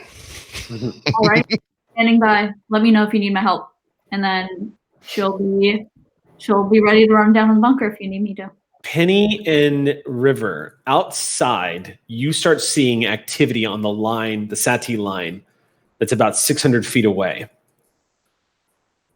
It's also worth noting that at this distance, you can also see that they arrived by river. It looks like they took the quicker way to get to Silvercreek. So they managed to actually go completely around Thunder Road. However, the chaos that erupts in the foliage north of Silvercreek, as shouts begin to exude, and you hear the roar of dinosaurs, would indicate that someone found Thunder Road. And it would also indicate that the Sati crew that is nearby, the way they react, the anxiety that suddenly starts to course through the 3 trikes that are standing in a line, would indicate that they are surprised by this as well. They're aware that there's activity happening close by. It's enough to cause nervousness suddenly. And you can hear the groans of trikes that are kind of reacting to the sudden burst of like uncertainty. It is worth noticing that the trikes that are lined up at the edge of the path look like they're built to siege. Judging from the metal plates on their horns and on the platelets around the tops of their heads, they're probably used to actually work as battering rams. It looks like their heads have been reinforced with steel or some kind of metal properties. But they're shifting now, and you can hear the shouts of Sati keeping the dinosaurs in check. The droids are just standing at complete stillness and sentry with just the sound of rain making clinking sounds on the thick, heavy armor overhead. But somebody has definitely arrived. It could be more Sati, or it could be the other ones. Just for the purposes of terrain and knowing stuff and being an outdoorsy kind of boy, they arrived via river, which we know has risen 1 foot thus far in this Category 1 storm. This is not the first hurricane we've had this season. In fact, we've had another really large one recently, meaning that most things with like shallow root systems have been swept away. So just for the purpose of knowing things, are they just like chilling around a flash flood area? No, they're far enough away from the river itself that they're not in immediate danger. Okay. Yeah, they're not on the banks. You can see where they arrived, however, the thing that brought them. Which does not look like a raft. It looks like a transport made of metal. Are we mostly dealing with forest? Jungle? Like what terrain do we have? So to your left and your right, you're looking at the dense foliage of the forest. All right. Surrounding Silvercreek, yeah. And then this sort of beaten, muddy pathway leading all the way to the Tortex Run, which right now is blocked by what looks like a small contingent of Sati soldiers. And 3 trikes that you can see. You're not aware of any other dinosaurs. You just see the 3 trikes that are filling the entire scope of your vision. Hey, River, do you want to keep an eye on Sati? That seems kind of like your bag. I can go see what's happening Thunder Road. Of course. I'll stay here. Okay. And on that beat, Penny, you hear Skystone say, "Penny, are you there? I need you to go check out Thunder Road." Good idea. See what's coming. Whistling for clever? Yeah, if you whistle for clever, can we say that, do they need a roll for that? Or No, Sam can take 0, can not have to roll on that one moving forward. Okay, amazing. Clever comes back. Okay. At attention with the knife, and the knife has a few berries skewered on it. And she offers you the berries. You're such a good baby. Are these poisonous? Unfortunately, Clever does not have that kind of ranging skill. No, I do. I have identifying plants as a skill. I would say that's a difficulty 1 check. No, they're not poisonous. Oh, I was gonna say then I can have one, and I can feed Clever one. Okay, good. I was like, if they are, you better pretend to eat them because Clever would be offended if you didn't. This raises all sorts of questions too. Like I'm wondering, and for the purposes of this game, definitely berries, definitely not poison. But it does make me wonder, like, I wonder when fruiting plants began to evolve. Oh, those do exist in the late Cretaceous. I seem to remember that. Pawpaw flying is insects, at least yeah. one example of, like, broadly speaking, what we could most commonly expect. Like lots of fleshy fruits, but berries also a little bit. And yes, flowering plants. I went to look this up specifically for fruit purposes. Yep. Once pollinators became a thing. Yeah. Okay, so yeah. All right. We'll cross to Thunder Road then. Okay. So you're heading out to Thunder Road while y'all descend into the bunker. As the door opens, if Lucy was good at avoiding eye contact with the people of Silvercreek on the way in, she can't avoid the children that are all packed in here right now. The children who, by the way, are currently talking to a low-powered hologram and giggling as they're asking it questions. And the hologram is like, I'm sorry, I don't know the answer to that. Ask it if it has a butt. I'm sorry, I don't have the answer to that. You The walk answer in. is they have a very lit butt. It's lit. The kids of Silvercreek are having a blast with the hologram. And you see a few of the adults that were down here taking care of them. They're just, they see Dr. Molina enter and they're just kind of like, sorry, doctor. And then they freeze when they see Lucy enter, fully armored up in that lit-like suit with the Sati logo on the side of it. She pauses when she sees this hologram. And approaches the animus of this hologram and says, this place is still operational. That's impressive. What is it you wanted me to see?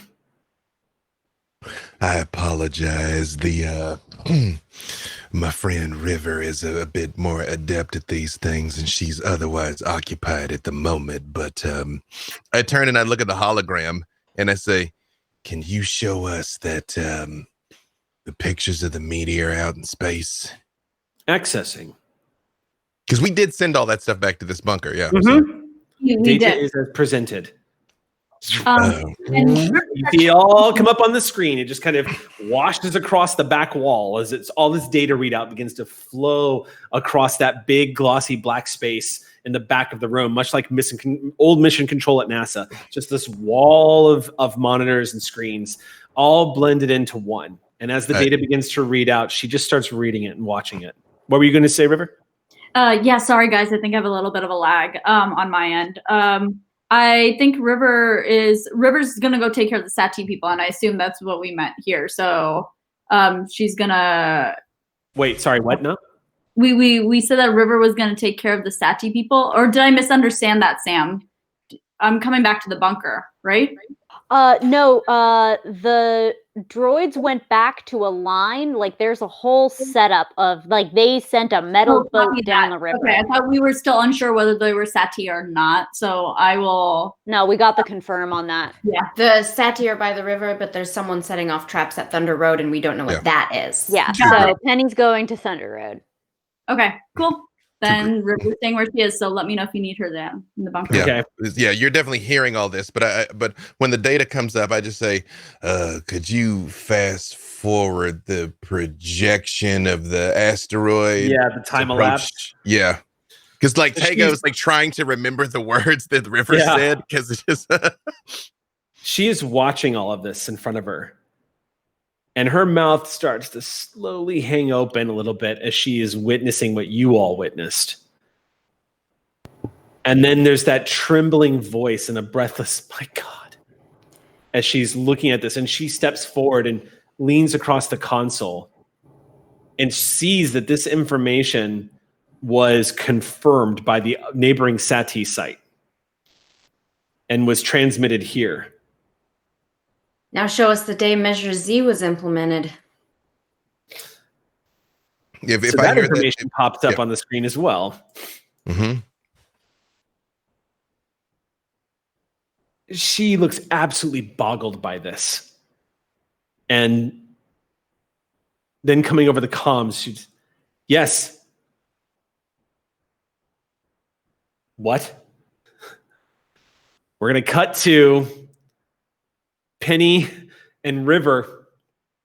As the two of you are moving closer and closer to Thunder Road, I need the two of you to make perception checks. Any kind of like spotting anybody, like detecting anybody, that kind of stuff. And this goes for Goose as well. I will just say, just as an aside, Steenie is just kind of in the city square, like outside this building that I'm in. Like I clearly didn't bring her in here, but I also didn't send her away. So she's just sort of, okay. Yeah. Oh yeah, if she's not hunting, she doesn't leave really the bubble of your essence.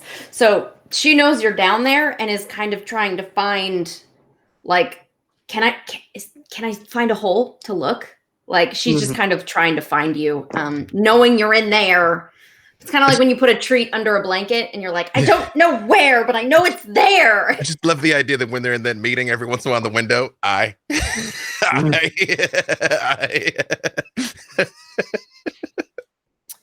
So the difficulty of this check is going to be 3.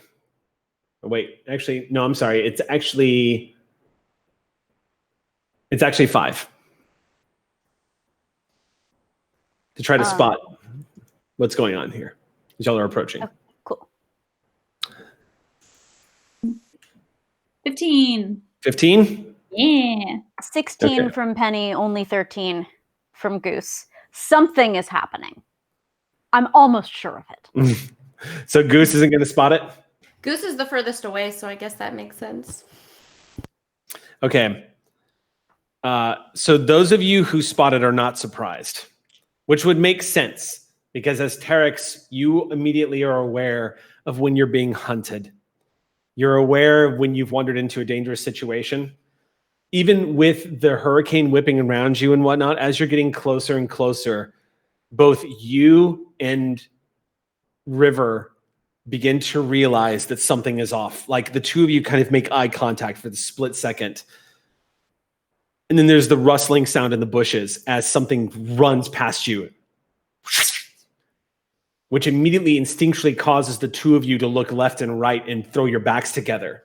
You have wandered right into a pack of Deinonychus who have begun to swarm around this area. The one that just zipped right in front of you just bolts right past. But these 3 raptors, who, by the way, they're feathering plumage, and the way it looks like they've been painted on their sides would indicate they're probably companions of some kind, but it's a pack of Deinonychus.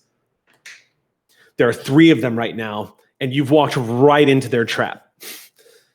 However, because you got the initiative on there, because you managed to detect them, the 2 of you are going to be able to react and get to roll initiative. Unfortunately for Goose, who's large enough that does not see that amongst this whipping wind and rain, did not notice that there were 3 raptors that were dashing towards all of you. Can I clarify? Goose was in the center of town. Did Goose go didn't in? hear it all? So the 2 of you went without your dino companions? Goose was no, because I'm in Amalia's office, and Goose was protecting the town with me. Right. This is Penny and River that have wandered over to Thunder Road. Yes, that's So what I'm saying. Goose is not so. Oh, okay. I'm sorry. Well, but we had to cross it'd from the be- Sati side Right, to it the would Thunder be- Road it would side, be so Goose would 9. Is in the Goose center could have of town. So followed. I'm sorry, guys. So I got it confused. So 9 is in the center of town as well, guarding people. The only dino companion that's here is Clever. That's what it is. Unless you took 9, I mean, it's up to you. Yeah. Unless on their way past town they took Goose. Either way could work. No. I literally got confused because of players playing 2 characters. That's all that was. So, really, yeah, it's up to Penny if 9's is there. If 9 is there, honestly. Or River, rather. the order was that 9 was going to stay in town. So unless that's changed, if you've changed that, I'm going to ask you to spend an XP to make that true. Since we're already in a fight, he does what he's told. So that no, okay. If he wasn't brought, he's not there. Okay, so I'm gonna need y'all to, unless you want to rave, it's up to you. It's your XP spend. You know what? I think that with the sudden presence of like so many more people, I think that like the possibility of time anomalies like being there might be a thing. So you know what? Last game, let's use one. It's also worth pointing out that at its core, Predation, one of the reasons why it gives players dino pets is because it is lethal and dangerous to wander outside of some settlements by yourself without them. Oh, I agree. I just think that when River thought there was going to be a fight, River was like, let's use the armor boy for the thing that the armor boy is good for. Now that it looks like we might be able to actually like get out of this without a fight, like I think that now that we are going towards danger together, towards Thunder Road, that's when she would want to bring 9 along. So yes. And the reason why I brought up what I just said is because I'm further justifying why 9 would be with you. Because I think River would have been like, hey, if we're going off into the bush, I'm going to take the big boy with me. Yeah, let's go. So should Clever and 9 roll spot check? Yes, Clever and 9 should roll spot check. Clever rolled a 3. Yeah. Clever. It's so exciting. 17 for 9. Again, 9 sees the Deinonychus. 9 sees all of time and space branching perpetually. All right, so 9's going to get on the most initiative. Well adjusted. All right, let's roll initiative, everybody. Let's go ahead and roll initiative. The difficulty of this is going to be 4. They're both are and aren't Deinonychus. You know? That is an 18 on the die. Okay. I need to double. Sorry, go ahead. River rolled a 3. Clever rolled a 19. Okay. Penny passes as well. All right, so River rolls a 3. Okay, so everybody but River is going first. What would y'all like to do? This raptor pack is on you, and they absolutely intend on trying to kill all of you.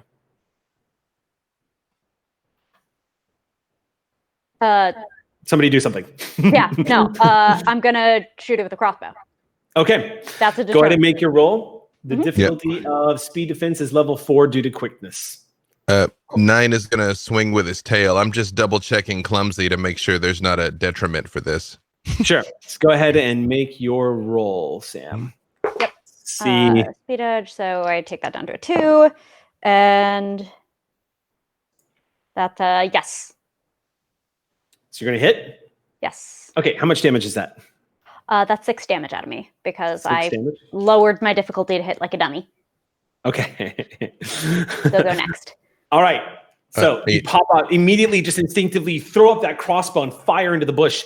Just as some of the wind is whipping by, that arrow slams into one of these raptors, and you can hear that screeching sound as one of them rages against you. It's all happening in seconds. What are you doing, 9? I got 13 on the die, which I believe is enough. Well, 9. What is 9's level now? I mean, I guess we've all. I think they're more like player characters, not like NPCs with level versus level. Yeah, I mean, have our babies gotten boosts as we've gotten boosts? Oh yeah, I'm sorry, no, Sam. He's gonna roll. I just need to know what level, because in order for you to attack, River has to actually order that. Oh, right. Mm-hmm. Oh yeah. So that's a difficulty 2. That's right. Okay, so you need a 6 or better. So River's going to have to roll that, but we lost River. So I would submit, though. I mean, he is a dinosaur. These are clearly predators. I mean, I think his instinct would be to smash them. Like he's not doing anything complex. Debatable. As a plant eater surrounded by a pack of meat eaters, instinct might be to flee for his life. However, because River is a Teryx, and has the same skills as Sam does, and it's at difficulty 2, Rave would not even have to roll to make this attack check. So let's go ahead and just get your attack roll in then. The difficulty on this is 4, and you rolled a, what was 13, 13 on the die. 13 on the die? Okay, Although, so have our companion stats increased? Does our stats have increased?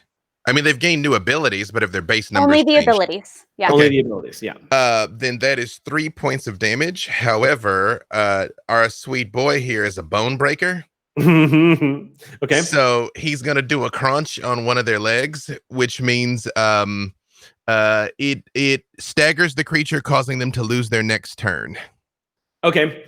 So one of these raptors, as it's closing in on you, 9, you immediately just shift body weight to the side and kind of angle. The raptor hesitates and paws and tries to get around to the right side, and 9 just swings with incredible agility. Instinctively, River, you drop low as 9's club tail goes right over your head and slams into the side of one of these raptors. It gets dropped immediately and rolls to the ground, its legs kicking up with a vicious smashing wound to the side of its body. It's going to take that damage now. 9 did good. That's all you missed. 9 did good. All right, so he did a crunch. So He did a crunch. that's Boy. Penny. That's 9. It's now their turn. All right. One of these raptors immediately throws itself at Penny, launching through the air and screeching, those jagged, wicked, legendary claws of it out first. It's going to make an attack. You are going to need to make a defense roll here. Penny, the difficulty is 3. I auto pass. Okay, you throw yourself aside. This thing is not going to be able to. None of these guys are going to be able to get at you unless there's a GM intrusion. So this raptor throws itself in your direction. Penny, you've just been ranging for too long, and you're being around Steenie. You've just become too familiar with how raptors move, how they leap, their hunting attacks, the way they like to coordinate their vicious attacks. You manage to jump to the side. However, when you leap to the side, it excites the one raptor that's still standing, and it also attacks you. And because it is a second attack, the difficulty goes up by 1. I I have 3 edge, so I'll still auto pass. Okay, cool. So you're going to burn that down? Yep. All right. River, you're watching 2 of these raptors close in around Penny. Penny is going to be able to dodge them for a while, but not forever. Like, you're auto passing multiple attacks from the raptors and chasing Penny down. They're going to get them. But now it's your action. That third raptor loses its action for the round because it got clubbed hard by 9. Oof. I'm gonna say that River, I'm split between using my. You know what? I do have my rifle. Can I say I still have my rifle on me? Because I don't think I've ever given that. Yeah. Great. Then I'd like to just take a shot at one of them. Okay. You open up on it. So the difficulty is 4. Great. Oh no! I rolled a 1. GM intrusion time. Oh my You have a reroll. You have a reroll. You haven't used it yet. Yes. Yeah, it's You can true. pass You the get 1 check reroll this game. And do damage. It won't save us from the intrusion. That's correct. Can we reroll nat bats? I don't remember. You can reroll you you can reroll 1s, but I'm still going to do the GM intrusion. Okay, that's what it was. I was like, wasn't there something about the GM intrusion? Yeah. So she'll be able to turn her around from a failure to a success, but a GM intrusion. But judging from the look on her face, what'd you roll? Okay, so you're going to get the fail and you're going to get the GM intrusion. So the GM intrusion is going to be the raptor that got knocked down is on its feet again and throws itself at you as you open fire. Great. This thing crouches low and launches itself screaming at you. Make a defense roll. The difficulty is 4. Okay. Okay, at least, I mean, I got a 13. Yeah, you beat it by 1. You hear it behind you, River. You hear the movement. And as you're lining up for the shot, when you hear the movement behind you, you pull the rifle up and just throw yourself to the side as this raptor leaps past you. Oh boy. Top of the round. Top of the round, let's go. All right. Now, your crossbow has the loading feature. Is that right, Penny? It's going to require an action to load? It does not. It does not? It does not. Okay. Yeah. I know. It was weird. You'd kind of think, but it doesn't. Okay. You slide another bolt in there? Yeah. All right. What are you doing? Shooting it. Okay. The same one from before. Focus down. Mm-hmm. I am not spending effort on attack. I am going to be spending it on damage if I have. All right, cool.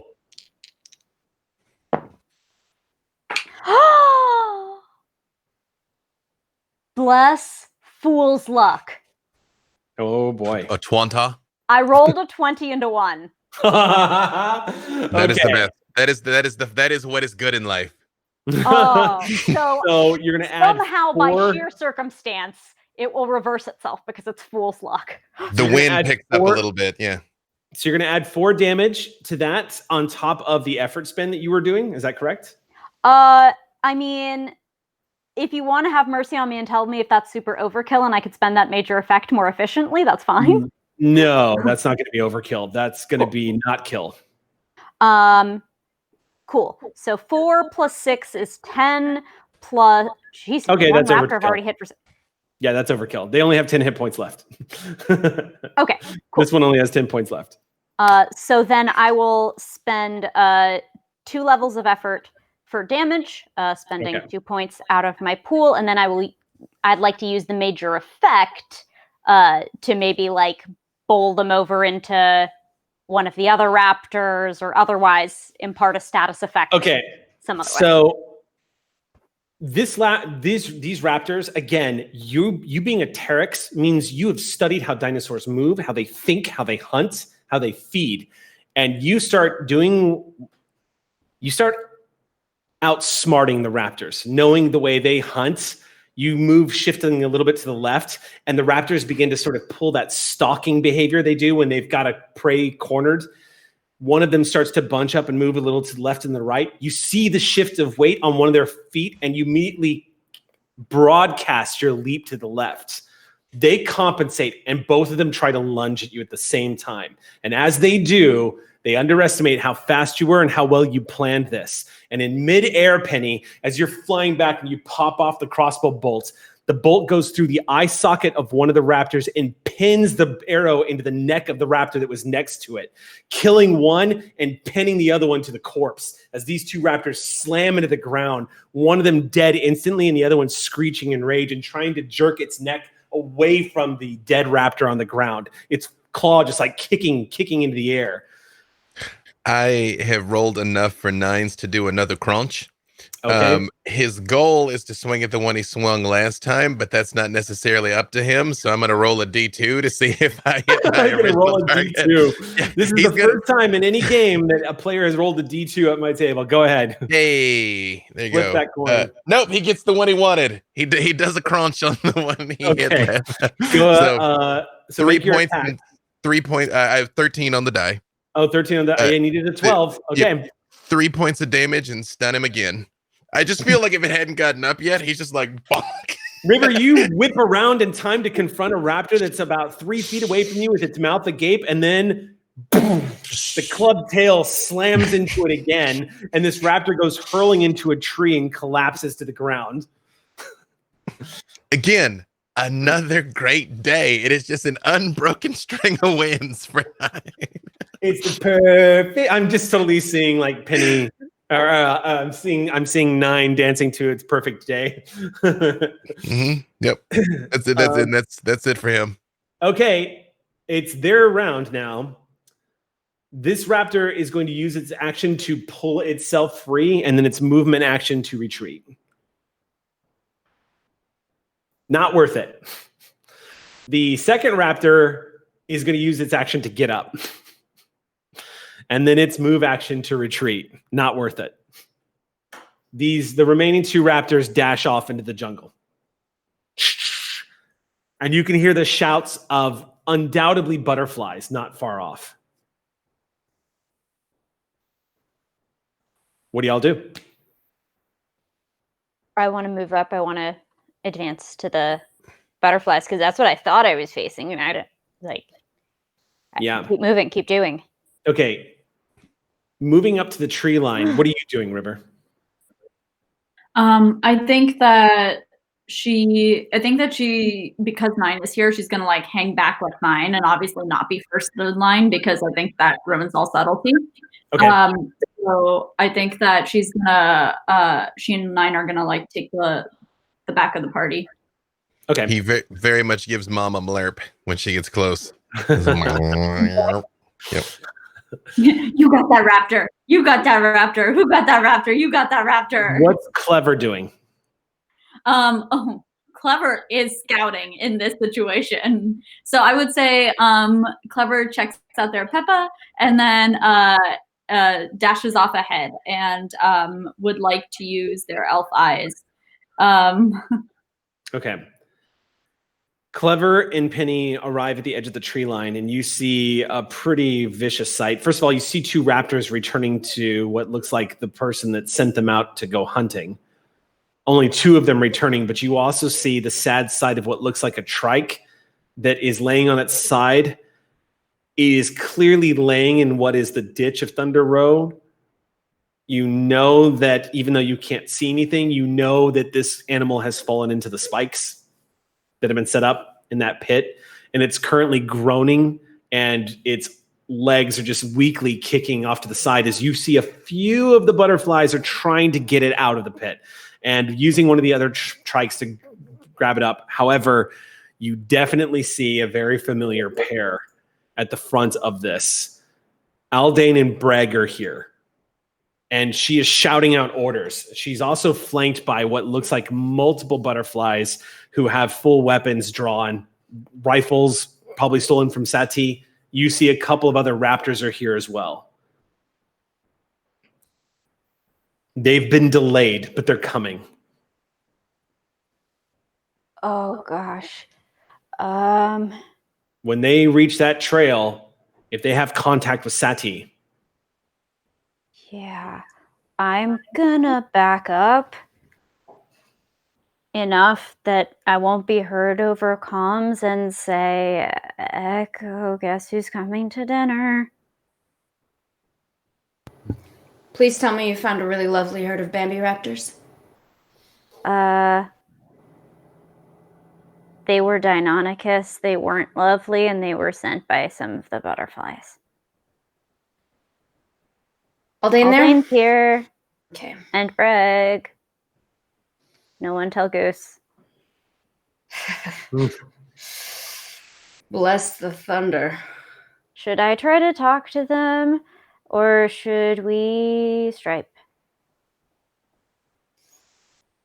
We don't know what their motivation is yet, and we need to make sure that they don't see Sati, or this is just going to be a turf war on all fronts without anyone listening to each other. I think the Sati officer downstairs is getting it. Okay. And this could go well if we don't lose it in the home stretch, Penny. There's a hand on your shoulder, Echo. Oh. And you're kind of snapped out of it for a second to see Dr. Becker looking at you. Also tied into the comms, just like Melina, has been listening to all of this. And Becker says, you know this person that leads the butterflies? Yeah, kind of. Blood. Can they be spoken to? Reasoned with? Sometimes. Do you think you could bring her here? Yeah.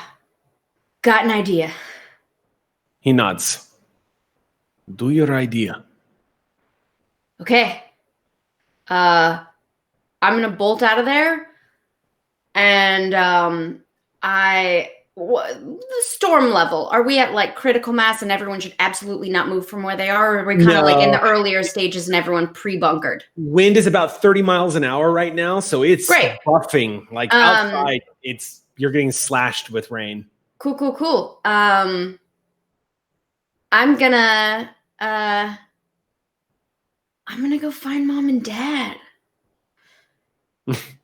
Let's see how reasonable she can be if we're all there. Okay. And let's make this a family affair. Yeah, this is a family affair. So Yeah, I'm gonna go to the the bunker that I know my family chooses, and gather them. Hey, Penny. Yeah. I'm gonna be on my way. I'm bringing Mom Pops. Oh, okay. I'll be here. I'll keep an eye on them. I'll let you know if they start to move, and if they start to move, I will talk to the butterfly. This is a weird week. Okay, Hey, over at and least out. they know your face. Bye. What's up, Tego? I will just say, since I hear all this in my comms, but I very much am not going to say this all openly in front of Eliza. I'll just say I'll make it look like I'm looking around the people in here, but I'm very much saying where they can hear me. Family ain't about blood. Family is about who you choose. And about the same moment all of this is happening, River, as you're watching, holding on to 9, as rain is just crashing down, you are soggy, wet, and getting just whipped in the face by all of this intense weather. You start hearing static over your comms. It's not coming from Silvercreek. You start picking up a transmission. What am I hearing? You start hearing River coming through from a distant transmission source. She responds. She's like, "Here, this is River," and she's gonna try and get to try and climb a tree a little bit, maybe. Yeah. Just try to get to higher ground and see if the reception clears up that way. Okay. So she's kind of getting knocked around by 9, who is just living his life, living his best life, looking around. And so she's gonna give him a pat and then go up a tree and still keep listening to the transmission. This is River. If you're going to climb a tree, you're going to have to make a roll on that. Right. Good thing. It's not going to be easy because it's not exactly smooth weather right now. I am trained in climbing though, so I don't know if that helps. It will definitely help. The difficulty of this is going to be 5, so it's going to drop to 4 because you're trained in climbing. I got a 15. Okay. Digging your hands into the bark of tree, you start pulling yourself up to one of the lower branches. 9, Mom disappears. You can't exactly, you're just kind of like, that neck of yours, not exactly letting you look straight up to the sky. I mean, I realize this is going to make this worse, but 9 is absolutely attempting to climb the tree, but I feel like his base is too wide. So it's like one at a time, like, and they kind of like look back. It's like, okay, yeah, up we go, sure. When you get to that first branch of the tree, you start hearing, I read you. River, can you hear me? Who is this? Come in. Yes, I can hear you. This is Dr. Mattis. Is this River? Dr. Mattis. Dr. Mattis. Oh my God. Is this really you? I thought you were dead. No, this is me. I got your message.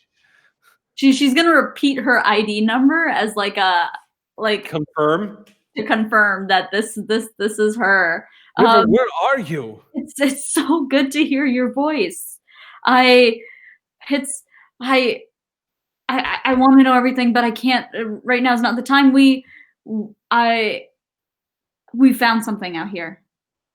Where? I haven't seen you in years. What is happening? How far are we exactly from Kalino City? Again, like how? Kalino City? You guys are about 600 miles. Yes. About 600. Let's see. It's 550. So I would maybe about half that distance actually. So about maybe 300 miles. Okay. To the west of Kalino City.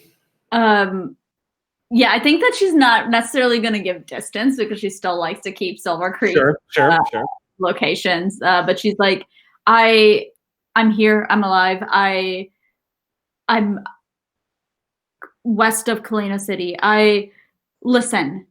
I have reason to believe we have found a Sati bunker and found Sati research that proves that the big meteor in the sky is not going to be happening. She just exposits, here's all dumps the data on this guy. Oh, yeah. Just it's like, You're I like, missed you, I missed gotta your talk voice. fast. Yeah. It's like, I missed you, I missed your voice. I can barely hear you. Like, here's the info dump. And she's like, I need to know if there is anything about this information that is this a joke? she basically wants to make sure it's not a hoax. He seems completely dumbfounded by what you're telling him and has that same level of disbelief. And you're sitting here clinging to this tree as you see Penny is leaving the tree line talking like, Echo, overhearing a little bit of the conversation that Penny is having. You hear Mattis on the comms just so, what do you mean it's not going to? Where did you get this information? There's complete disbelief. And as you ask him if it's true, he's like, it can't be true. History records. Can I have him basically like hack a computer that he is at to see this information? Is that possible? Is there any way? It's probably not possible in that this information never made it back to SETI, right, which is why they're here to retrieve it. So if you had him look it up, he wouldn't know what you were talking about. Yeah. However, what's up? I was gonna say, however, didn't Kaleno City receive the Measure Z order at least? Yes, it did. Yeah. So yeah, she wants to direct him to that. She wants to convince him to look that up and assist him in finding that. Is this still on the open comm where at least I can hear River's side of this? No, you can't hear River having this conversation. This is on another channel. Yeah. Okay, got it. Yeah. All right. So you direct him to search for something called Measure Z, which leads to a whole new bracket of dialogue options. As he uncovers this, you hear him going, I don't understand what I'm looking at. I don't understand what's going on. You've vanished for years. I'm hearing for you the first time. What is this? What is this high priority? This was sent just before the gates crashed, before the great howling. What is this? And so remind me, Measure Z is basically what happened when they closed off on our end, right? They basically said, shut everything down, blow up the gate, and Order 66, everyone. Order 66, everyone. Exactly. So I think that she's like, it's as much proof as I can get to you right now of what I'm saying. I need you to make sure this information gets to as many SATI employees as possible. All right, I'll look into this. But if I can't reach, and the static goes as you see the butterflies are on the move again. Penny, you leave the tree line, and as you move out into the muddied flat of the path, you see running out of a slightly ajar gate of Silvercreek is Echo, meeting you halfway. If that ain't a thing. Yeah. All three of us are on Goose, just trying to get there as fast as possible. Okay. Goose goes charging off into the brush. You can hear the approach of a T-Rex, River. It doesn't take much. Meanwhile, back in the bunker, you see Tego, Lucy is she's taking a moment to process this until she finally turns to all of you and says, what did you find at the other bunker? When she says this, I just say, Quigley. I believe that was the name of the man in light. Quigley. The AI, yes. Is Quigley capable of getting a message to Kaleno City if we so chose? Theoretically, yes. If you didn't know this, and the powers that be wanted it buried so badly, why don't we just send it far and wide? Let everybody know. It's the truth. And even if we all die here and now, in a couple of months, everybody's going to know anyway. So why not? I think that as you say that, you literally get River's like call in from her comm and like explain she's just done as well with her friend about how she's told them to try and send it wide. You see Lucy's hearing this, and on the comm, she says, ask your friend, what's the scientist's name? I actually don't tell her because I don't know if that's just gonna get this dude killed. Like, I mean, like, I'm not gonna. What do you say? What do you say? I just say, I'm not going to reveal that you and I had this nice conversation, so I don't think. She steps forward and gets in your face, Tego, which is hilarious because she's looking up at you. Yeah, right. And she says, you want to do this, then we're doing this. If you want people to know, then let's put down our weapons like you're suggesting and tell everyone. I literally put the shotgun down because I know I don't need it anyway. So like very clearly, I hand it one of my kids, the oldest of my kids.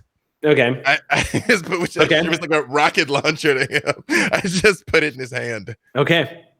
And I say, Quigley, if you would please transmit the asteroid data to every SETI frequency, but only the asteroid data.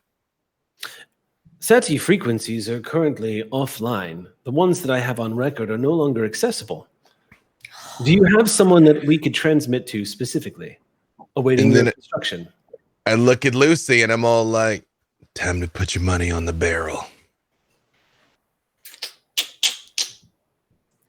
All right. Echo, you find yourself in a position that you knew this day was going to come. You knew at some point your life with the butterflies was going to collide with your life here in Silvercreek. Yeah. And the parents that are behind you sliding off the back of Goose also knew this day would come. Yeah. I have all their hands in a line, not letting go. And I am guiding us towards Penny to grab Penny as well. Because it's blowing out here. And like Tego said over comms, it's my like family. Yeah, it's a quiet like scene of rain beginning to crash down. The wind has died a little bit. It's that eye of the hurricane starting to pass over Silvercreek at this point. So the wind is starting to sort of die down a little bit. But Breg, head kind of swaying left and right, looking at Goose, wanting a piece. Breg is like this adult T-Rex in all of its girth, its size, ferocity, is looking at this younger T-Rex. You can see the aggression in Breg's eyes as you see your sister slide off of Breg's back all the way down to the ground and begin to approach. The butterflies are currently in a line, much like an army about to charge down the field of battle. But she advances without Breg. Breg does take a couple of steps behind her when she raises her hands.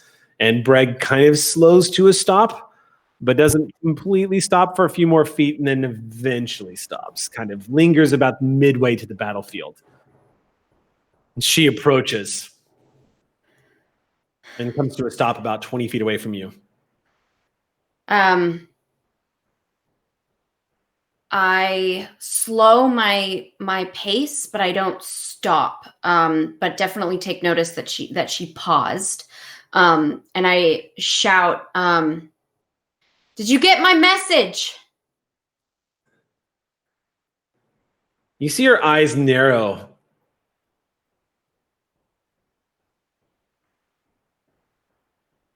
Get out of the way. Did you speak to Neri? Neri's dead. By you?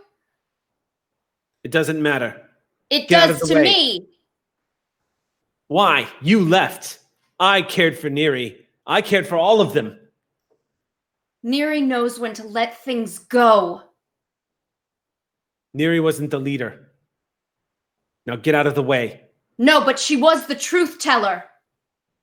I'm the truth teller now. So you did kill her. Your sister doesn't respond. She just stares at you from underneath that war paint across the side of her face. And it echoes in your mind, Echo. She told you that physically the two of you were never going to see each other again. Yeah.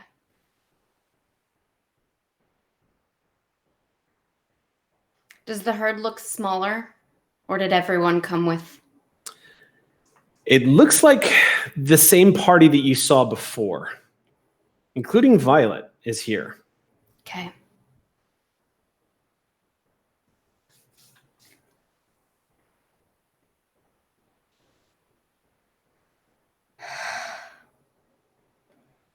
I thought you'd have the proof you need to make the right choice, Aldi.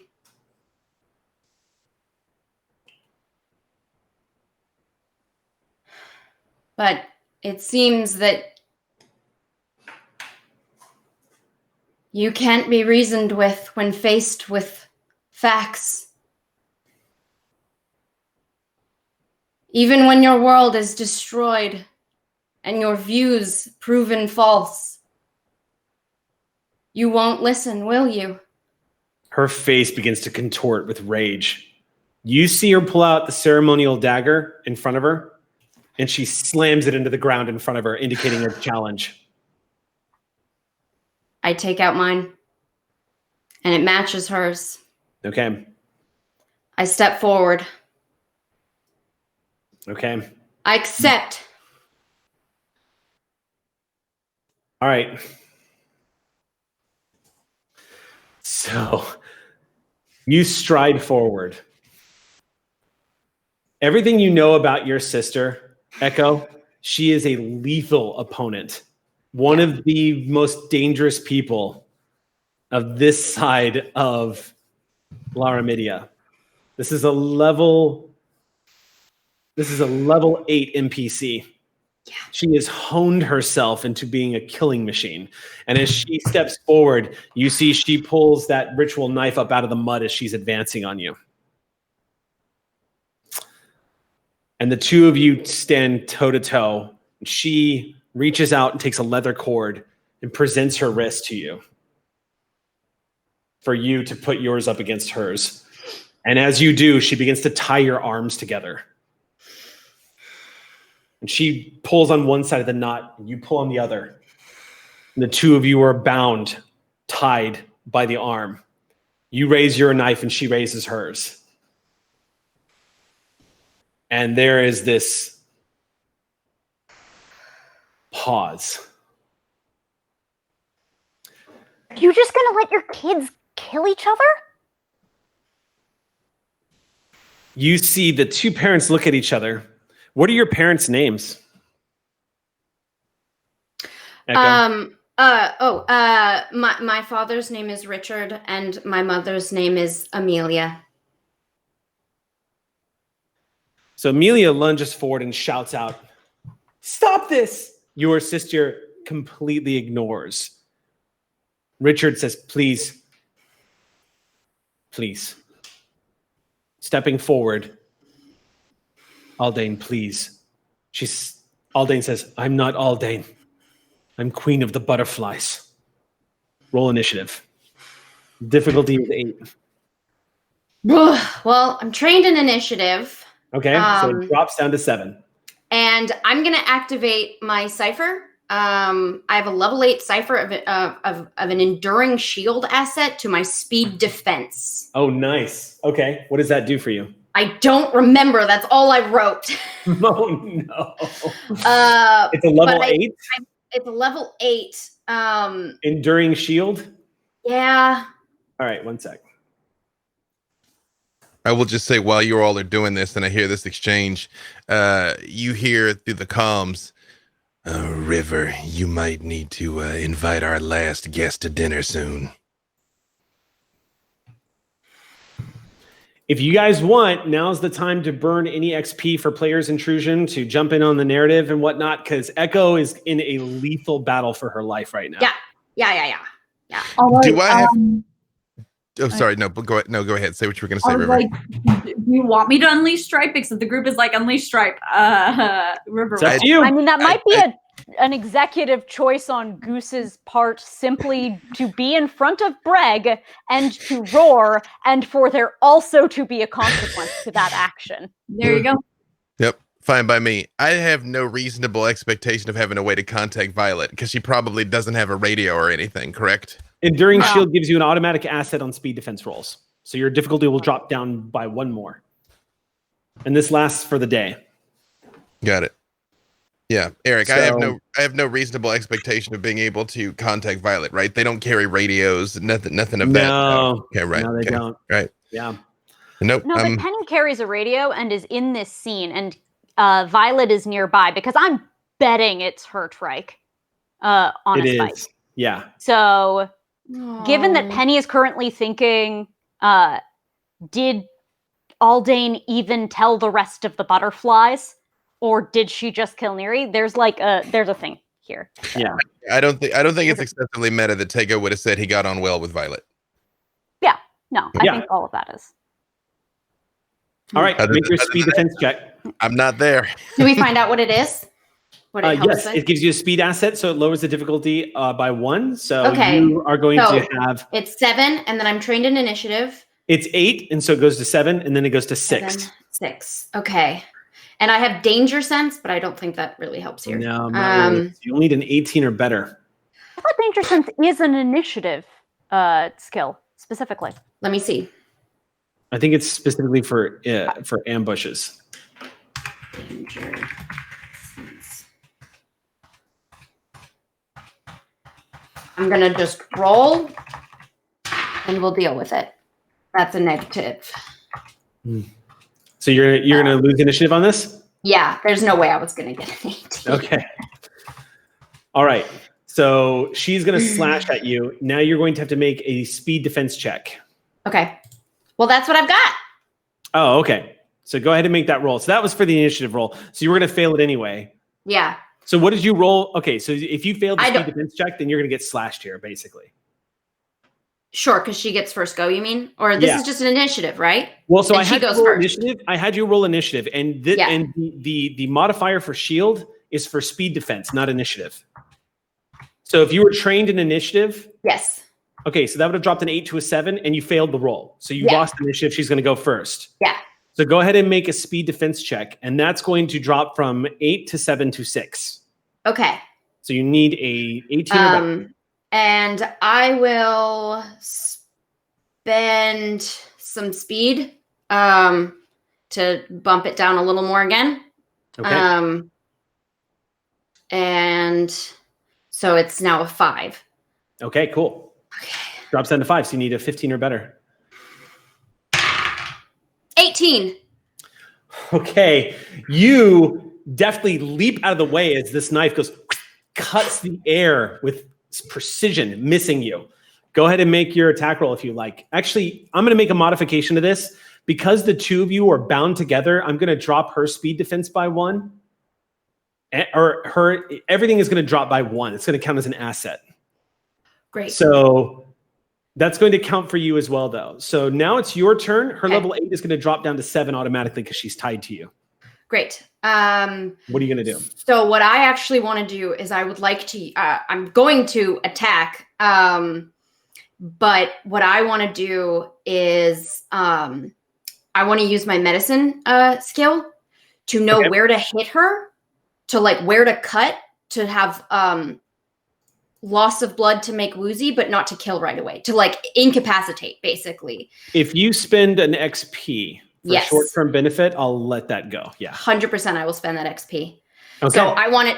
Mine are not like thrusting kills. These are precise medical jabs to get the correct amount of blood loss to make her pass out without dying. Okay, so we'll do this. I tell you what. I'll lower the difficulty by 1 because you're spending an XP to have an effect here. It's a short-term benefit, so it's going to start at 6 before any of your skills apply. So go ahead, and you were using a light weapon because it's a knife, so 6 drops to 5 Yes. automatically. So Great. And then I have medicine. I'm trained in medicine to spot where can I use that as an asset to know where to hit? No, I'm letting you use that to inform the XP. To inform the then, XP. So that you'll Okay. give her basically like a status.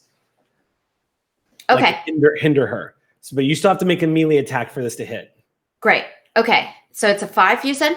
Yes, right now, without any modifications. That's before your skills or whatever abilities you have in melee or any effort spends.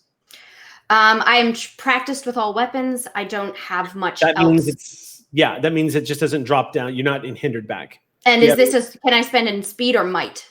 This is going to be, this is a might check, actually. Might. Oh, then great. I can drop it for free by 1. Okay, that's great. Now it's 4. And then I will spend some might to drop it to 3. Okay, so you need a 9 or better. You are doing with a light weapon. I already though, factored that in. No, I was just going to say you may want to roll hard and save for damage. That's also the option. Oh, I see. Just because it's a low damage weapon.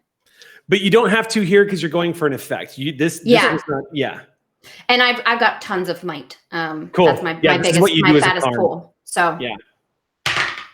19! Which is a minor effect on Yes! on top of you burning the XP. So it's a fencing move called parting the red curtain.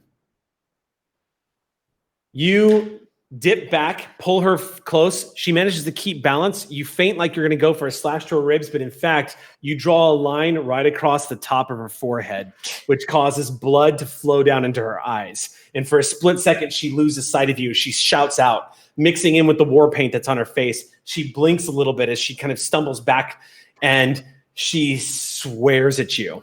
She is now going to be at a +1 difficulty to hit you. So her speed defense is also going to suffer. It's going to ease for you, and her attack is going to be challenged by you. So it's a new round. It's her go. And as she's blind, I'm going to be still talking very softly to her, but aggressively. You are going to live, Aldane. I can prove it. All of us are. The butterflies are starting to gather around as they're seeing their leader. Basically, this is a challenge for leadership right now. If you lose, she gets to go stomp Silvercreek into dust. If you win, her leadership is at stake. It's a new round of initiative. She doesn't seem to respond to that. The rage that she's feeling as she got slashed the top of her forehead, she comes at you again. 8 drops to 7 because she's tied to you. She now has blood in her eyes, so 7 is going to automatically drop to 6. But she has +1 difficulty. That's what that is. Oh, okay. So 7 is going to drop back down up to 8. 6 for the defense on this. Yeah. Okay. She is using a light weapon though. So 6 is going to go back up to 7. And that's going to be it. Oh, speed defense is a physical task. I have enable others. Drop things by 2. I'm specialized in speed defense. So you're shouting. Yeah. Oh, am I rolling again? I'm sorry. I thought that was her roll. You're making a speed defense check because she's trying to stab you. No, Got it. Get I up. understand. Move faster. Okay. And So so 6 is going to drop down to 4 now. So you need a 12 or better before you spend any effort or use any of your skills. Do you have speed defense as a skill? no. Okay. Oh, no. Well, my enduring shield. That's correct. So 4 is going to drop down to 3. So you need a 9 or better before you spend effort. And I'm spending effort. Okay, so 3 was going to drop down to 2. For free. Yeah. Okay, so 2. you need a 6 or better. That's a 17. Okay. So she lashes out, screaming in rage, and misses, slashing at the air. Your go. What are you doing? I'm gonna take the side of my knife Uh-huh. and box the side of her ear. To Okay. just knock some damn sense into her. All right. I can't. You're manhandling a level 8 NPC, and it's kind of cracking me up a little bit. I'm having Callisto 6 flashbacks right now. All right. but if they don't have power shifts, I'll be. I still contest you on that. So level 8 is going to, okay, so level 8 is going to drop down to level 7 because you've caused that injury. You're tied to her, so level 7 is going to drop down to level 6. And you're using a knife, so 6 is going to drop down immediately to level 5. So before you spend any, and then you've got, no, this is not speed defense. So it's level 5 before you spend any effort. But you've got might, it's going to automatically drop down to 4. And then I have 3 edge and might, so it's an automatic drop, and then I'm going to also spend, so it drops by 2. So it drops down to 3. Need a 9 or better. 12. Okay, the side of the butt of the handle smashes into the side of her head, and she slips and loses her footing as she goes down and drops down to one knee, kind of pulling your arm down low. She is currently on the ground, a gash at the side of her head and blood on her eyes. The butterflies, you can see, Penny, as you're watching, the butterflies are watching in awe.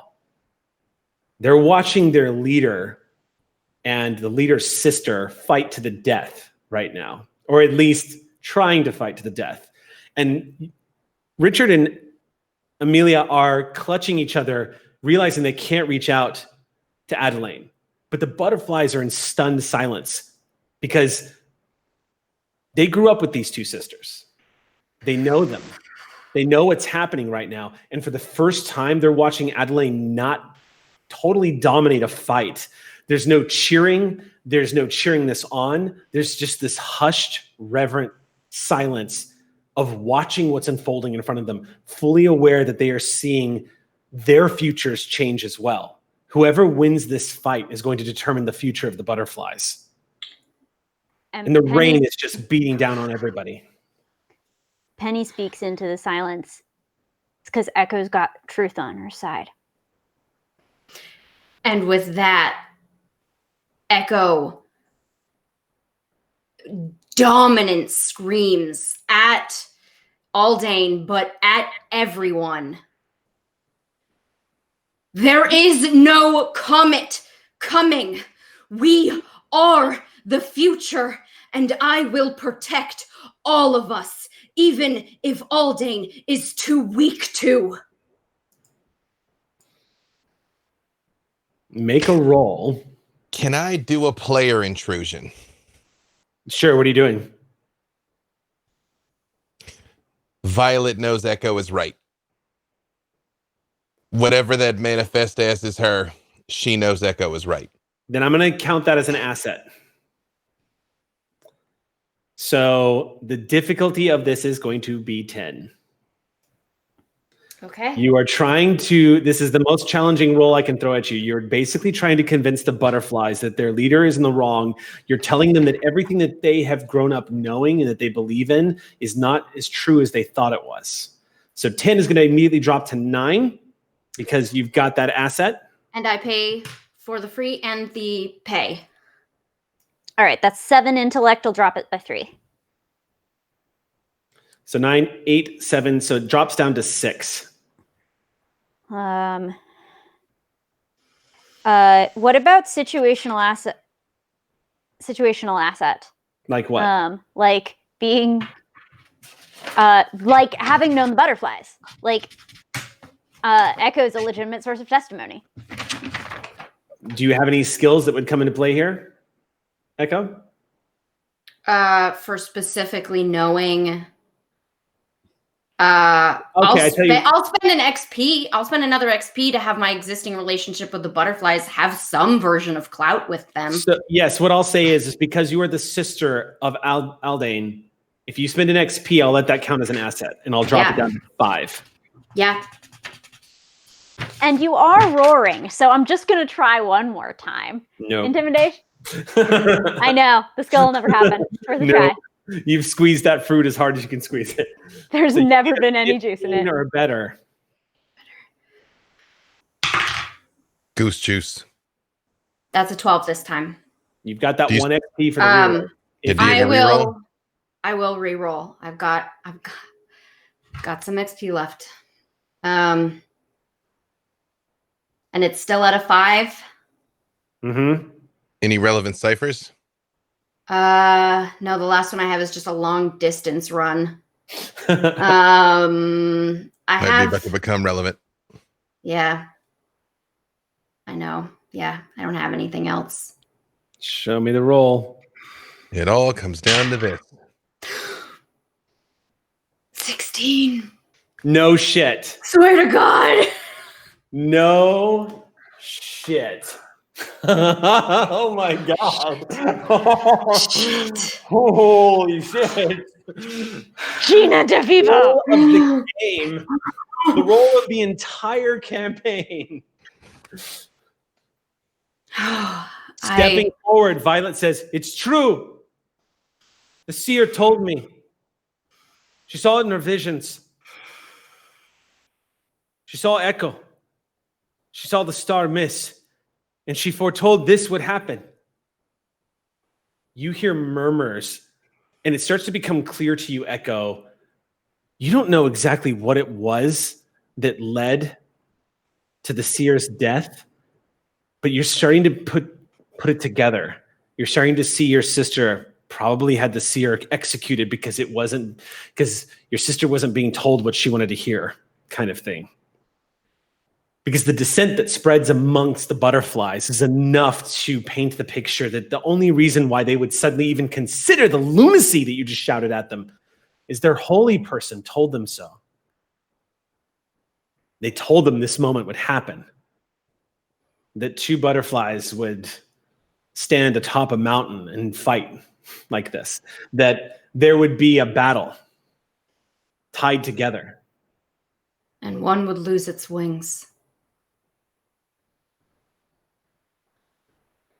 Almost prophetically, that tie on your wrists, it gives and snaps, and she falls to the ground on all fours.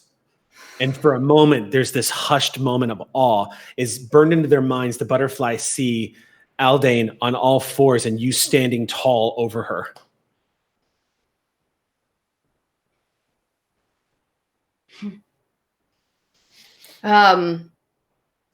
As is tradition with winning a fight, a mighty roar over the defeated prey.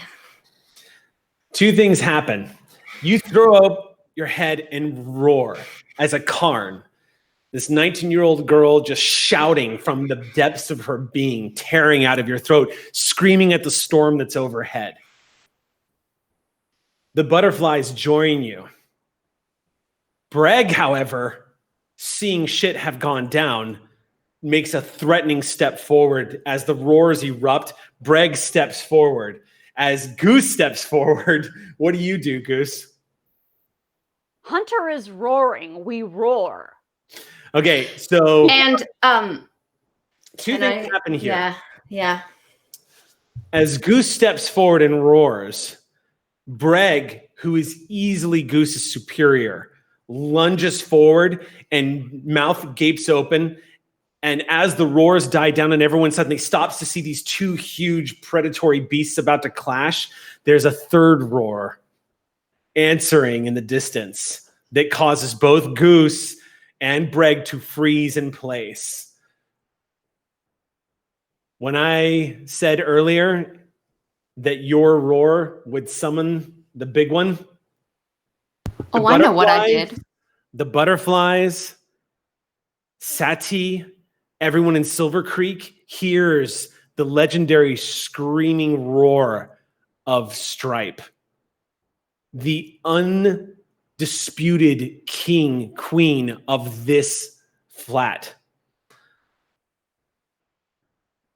Breg freezes in place. All of the dinosaurs become aware of the presence of this adult Lithranax that's nearby. And then the unmistakable sounds of movement through the trees in the distance. And Breg, just like any of the predatory creatures, including Goose, has this moment of, like doubt. Like wolves that are about to tear each other's throats out, and then another wolf gets in between them and their attention is broken for a second. It's kind of that moment where the two step back. Your sister leaps up and runs towards Breg and grabs hold of one of the lines. And Breg, in one motion, turns and begins to storm off into the woods. A few moments later, crashing through the trees, the butterflies and everyone freeze in place as Stripe storms in, crashing through the tree line as this Lithranax makes its presence known. River, you might want to wave this dinosaur down because Stripe is in kill mode, and the first thing Stripe sees is Goose. And immediately just dips its head, and once again that mouth gapes open. And there's this moment everyone suffers, like as everyone sees Stripe enter into the field. I think it's less I'm going to try and like get you to back down. It's more like I'm going to get you to try to redirect your attention. Because I don't think River doesn't think that she has like control over Stripe right now. So I think that for her, it's the hunt that way. And no, food this way. This way. Let's go this way. And so no one has attacked Stripe. So as you begin to wave Stripe down, Stripe literally freezes in place and watches you, River. That head kind of sways a little bit as the mouth closes and watches you. And the passion of wanting to rip and tear dies down. I think that the butterflies are watching in awe right now as this former Sati officer, who is a part of that part of Sati, is communing with the legendary hunter of the flats. And Stripe eventually just kind of looks over, seems a little disenchanted at this point as you've waved Stripe off multiple times from a kill now. Stripe gives one last look at Goose and then turns and lazily begins to just walk off. Just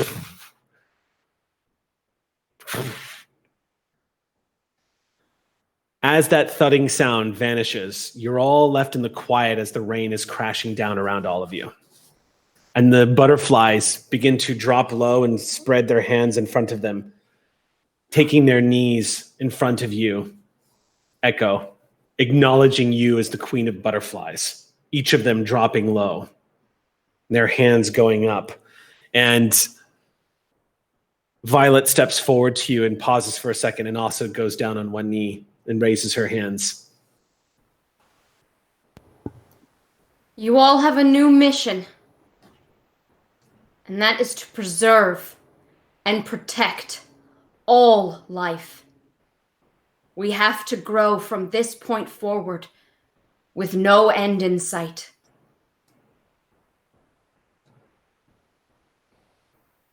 The uncertainty, excitement, confusion, heartbreak, it all starts to spread through the butterflies as they're starting to realize something is different now. Back at the Sati Center, also known as Silvercreek, the transmission completes. And Tego, you and Lucy are looking down at the computer console, realizing that through Quigley, you've transmitted to Silvercreek. Thanks to River's contact, who received the data and relayed it. Because River played smart and spent some XP and told me out of game that they were setting up a back channel to let all of Kaleno City know something is different. And as that transmission finishes, Lucy looks at you, Tego, and just says, well, Sati wanted the data. You gave it to him. Indeed, we did. One thing we realized is things weren't what we thought they were, and Sati wasn't who we thought they were. If you think you won't be welcomed back warmly when you go, you and yours are welcome to find a place here. And he does look both ways, and he says, have some other bunkers that are gonna need exploring. I didn't hear that. Just had to make it worth your while. Cards on the barrel and all. She looks over at Amalia, who's staring at her, and she just says, Sati is different now. Suppose we're about to find out if that's true. Silvercreek's given up everything that Sati was asking for. What other secrets you may have, I suggest you keep them to yourself. Well, I believe I said I would guarantee that you'd be delivered safely here and hence. It was an honor meeting you, Dr. Amalia. Dr. Becker. The helmet comes back up as she pivots and walks up the ramp. When the storm subsides over Silvercreek by the end of the day, a crystal clear night is what's waiting for everyone on the other sides of those dark storm clouds. And this soft, gentle patting of raindrops falling thick off the branches from far overhead onto the foliage deep down into the forest below. The presence of two small armies can still be seen in their tracks all over the jungle sides. While Sati has retreated, the remains of the butterflies linger because there's a choice to be made now and where Echo is going next. But the citizens of Silvercreek have emerged from their homes, and there's damage to repair from the hurricane, just like there was last time. And the many times before that, things get destroyed, but things get rebuilt. Everyone crafting what they need to craft so they can live tomorrow. A tomorrow that is now available to you all. A strange reality to accept. At the gates of Silvercreek, your parents are gathered along with Dr. Amalia, Dr. Becker, Penny, River, Tago. Everyone's there. What does Echo do?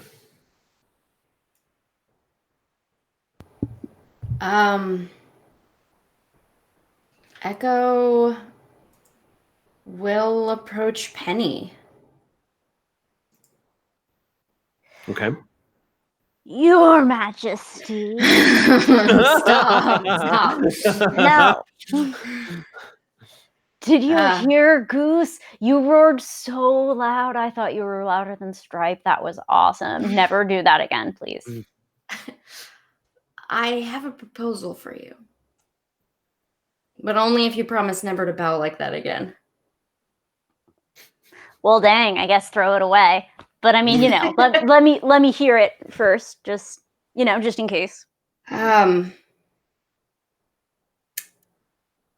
I'm gonna leave with the butterflies. But figures. They need some deprogramming.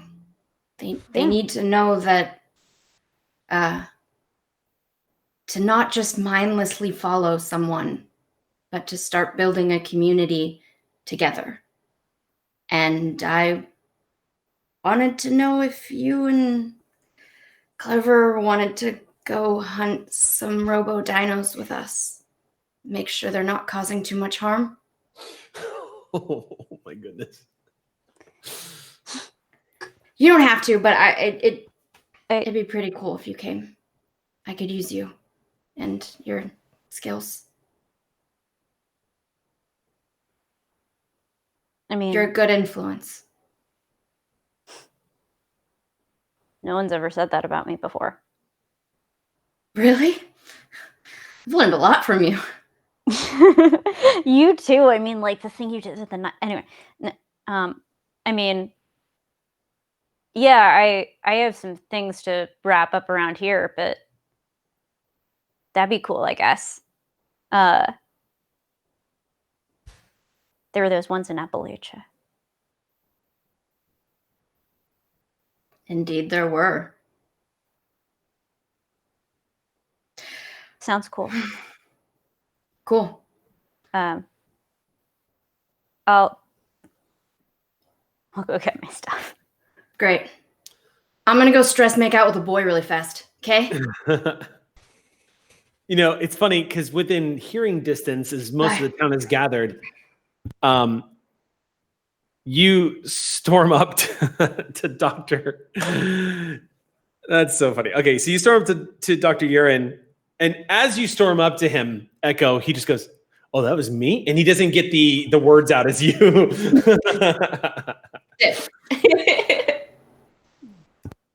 And as you pull away for a second, he goes, it's me. You. I'm the boy. But you're leaving? Just for a few months. Okay. But you're going to the other continent? Oh, probably not right away. We got the ones on this continent to deal with first. Good, because you would need a doctor, and I haven't finished training some of the people here. Well, I'll send you a postcard when we're ready.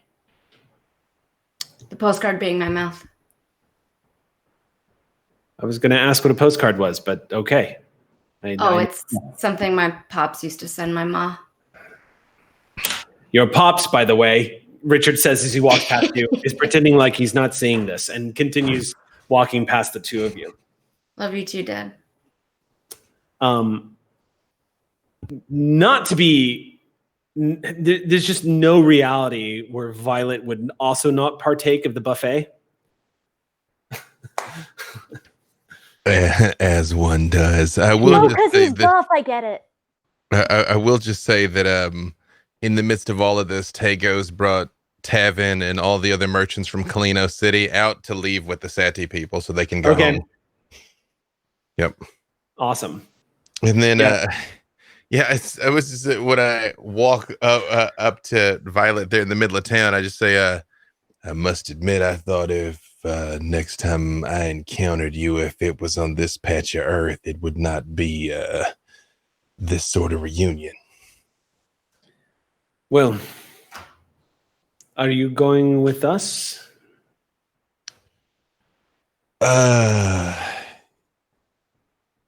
We all had a wonderful moment here of cooperation and understanding, but I'm not convinced that Sati won't be back or someone else. Somebody's got to keep an eye on this place. My queen, she turns and looks at you, Echo, and says, maybe I should make sure Sati does not come back to Silvercreek too? That sounds like a great idea. Do as you please.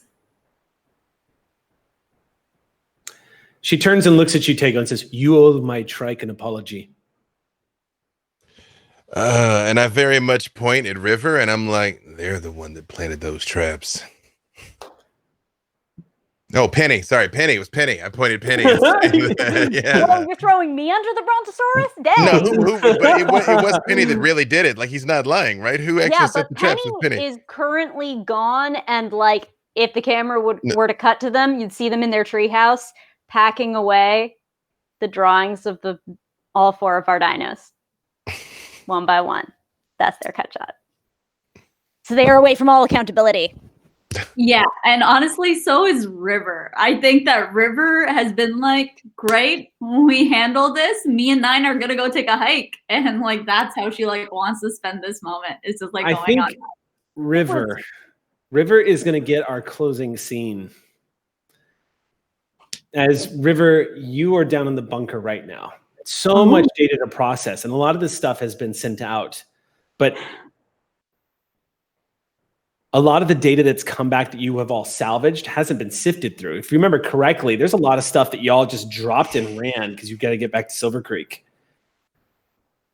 And so while all of this has happened, now that there's finally time to breathe, River, you are down in this bunker with Quigley answering questions and processing some of this data.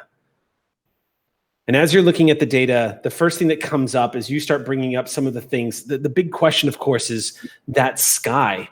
Why? Whereas the telescopes pointed at the sky, what did Sati have? Why were they so interested in that slice of sky?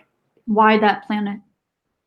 And you're flipping through this, you go back to that planet, and then you realize again that there were 3 other planets that Penny just stopped and left the facility because you guys had to get back to Silvercreek. You didn't get a chance to finish looking at the rest of the planets. Right, there are four coordinates that she wants to compare. You flip to the next planet, And it's the same thing. But the first from last planet causes your breath to leave your body for a second.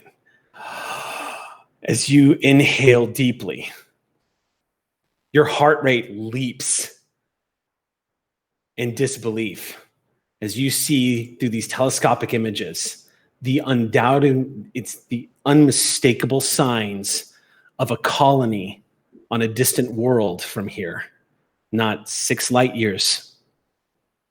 And it says Sati Colonization Site 3, Gravaxi Trial B. The stars? They colonized somewhere else in the Cretaceous period. Oh boy. And you see this little line of data pop up on the bottom of the screen with a code for transmitting and a connection line to the colony. And that,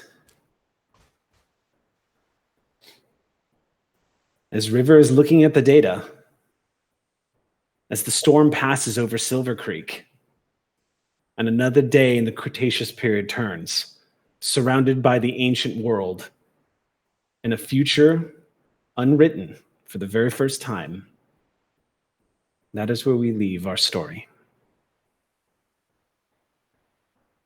Yay! Wow.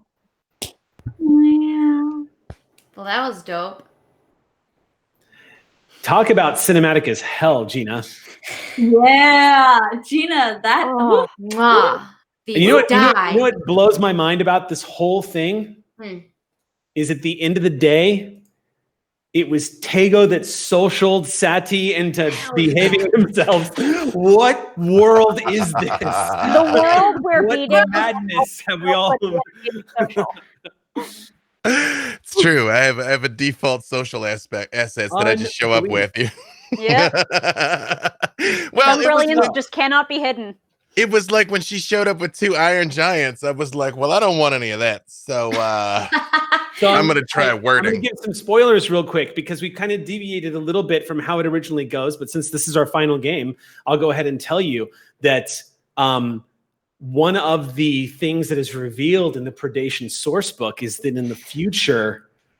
Woo! I want to hear. I want to hear. Yeah, you guys hear my... Eric, no. Yeah. Don't want it. I want it. That was it. Okay, I'm not telling you. Good. Oh. Boo. Boo. Tell them in DMs later. Because we might come back to these kids someday, y'all. It's true. Right. The Dino Pets and this group, we might come back and revisit Silvercreek someday. For now, we're leaving the Cretaceous period. And I want to thank you all for traveling back in 65 million years with us, for getting to know these Dino kids, for making this 8-episode campaign an unlock on the fundraiser drive. We have so many exciting things that we're really looking forward to sharing with you in 2021. Thank you for making the Stream Punks a thing. Thank you for giving us the jet fuel that we needed to reach escape velocity. Without you, we couldn't have done this. Thank you so much for all your support on Patreon. We will see you on our next episode of Clear Skies, and Monday night, we'll catch the Klingon kids for Blood of the Void. Everybody, thank you again. Take care of yourselves. Stay healthy. We'll see you soon.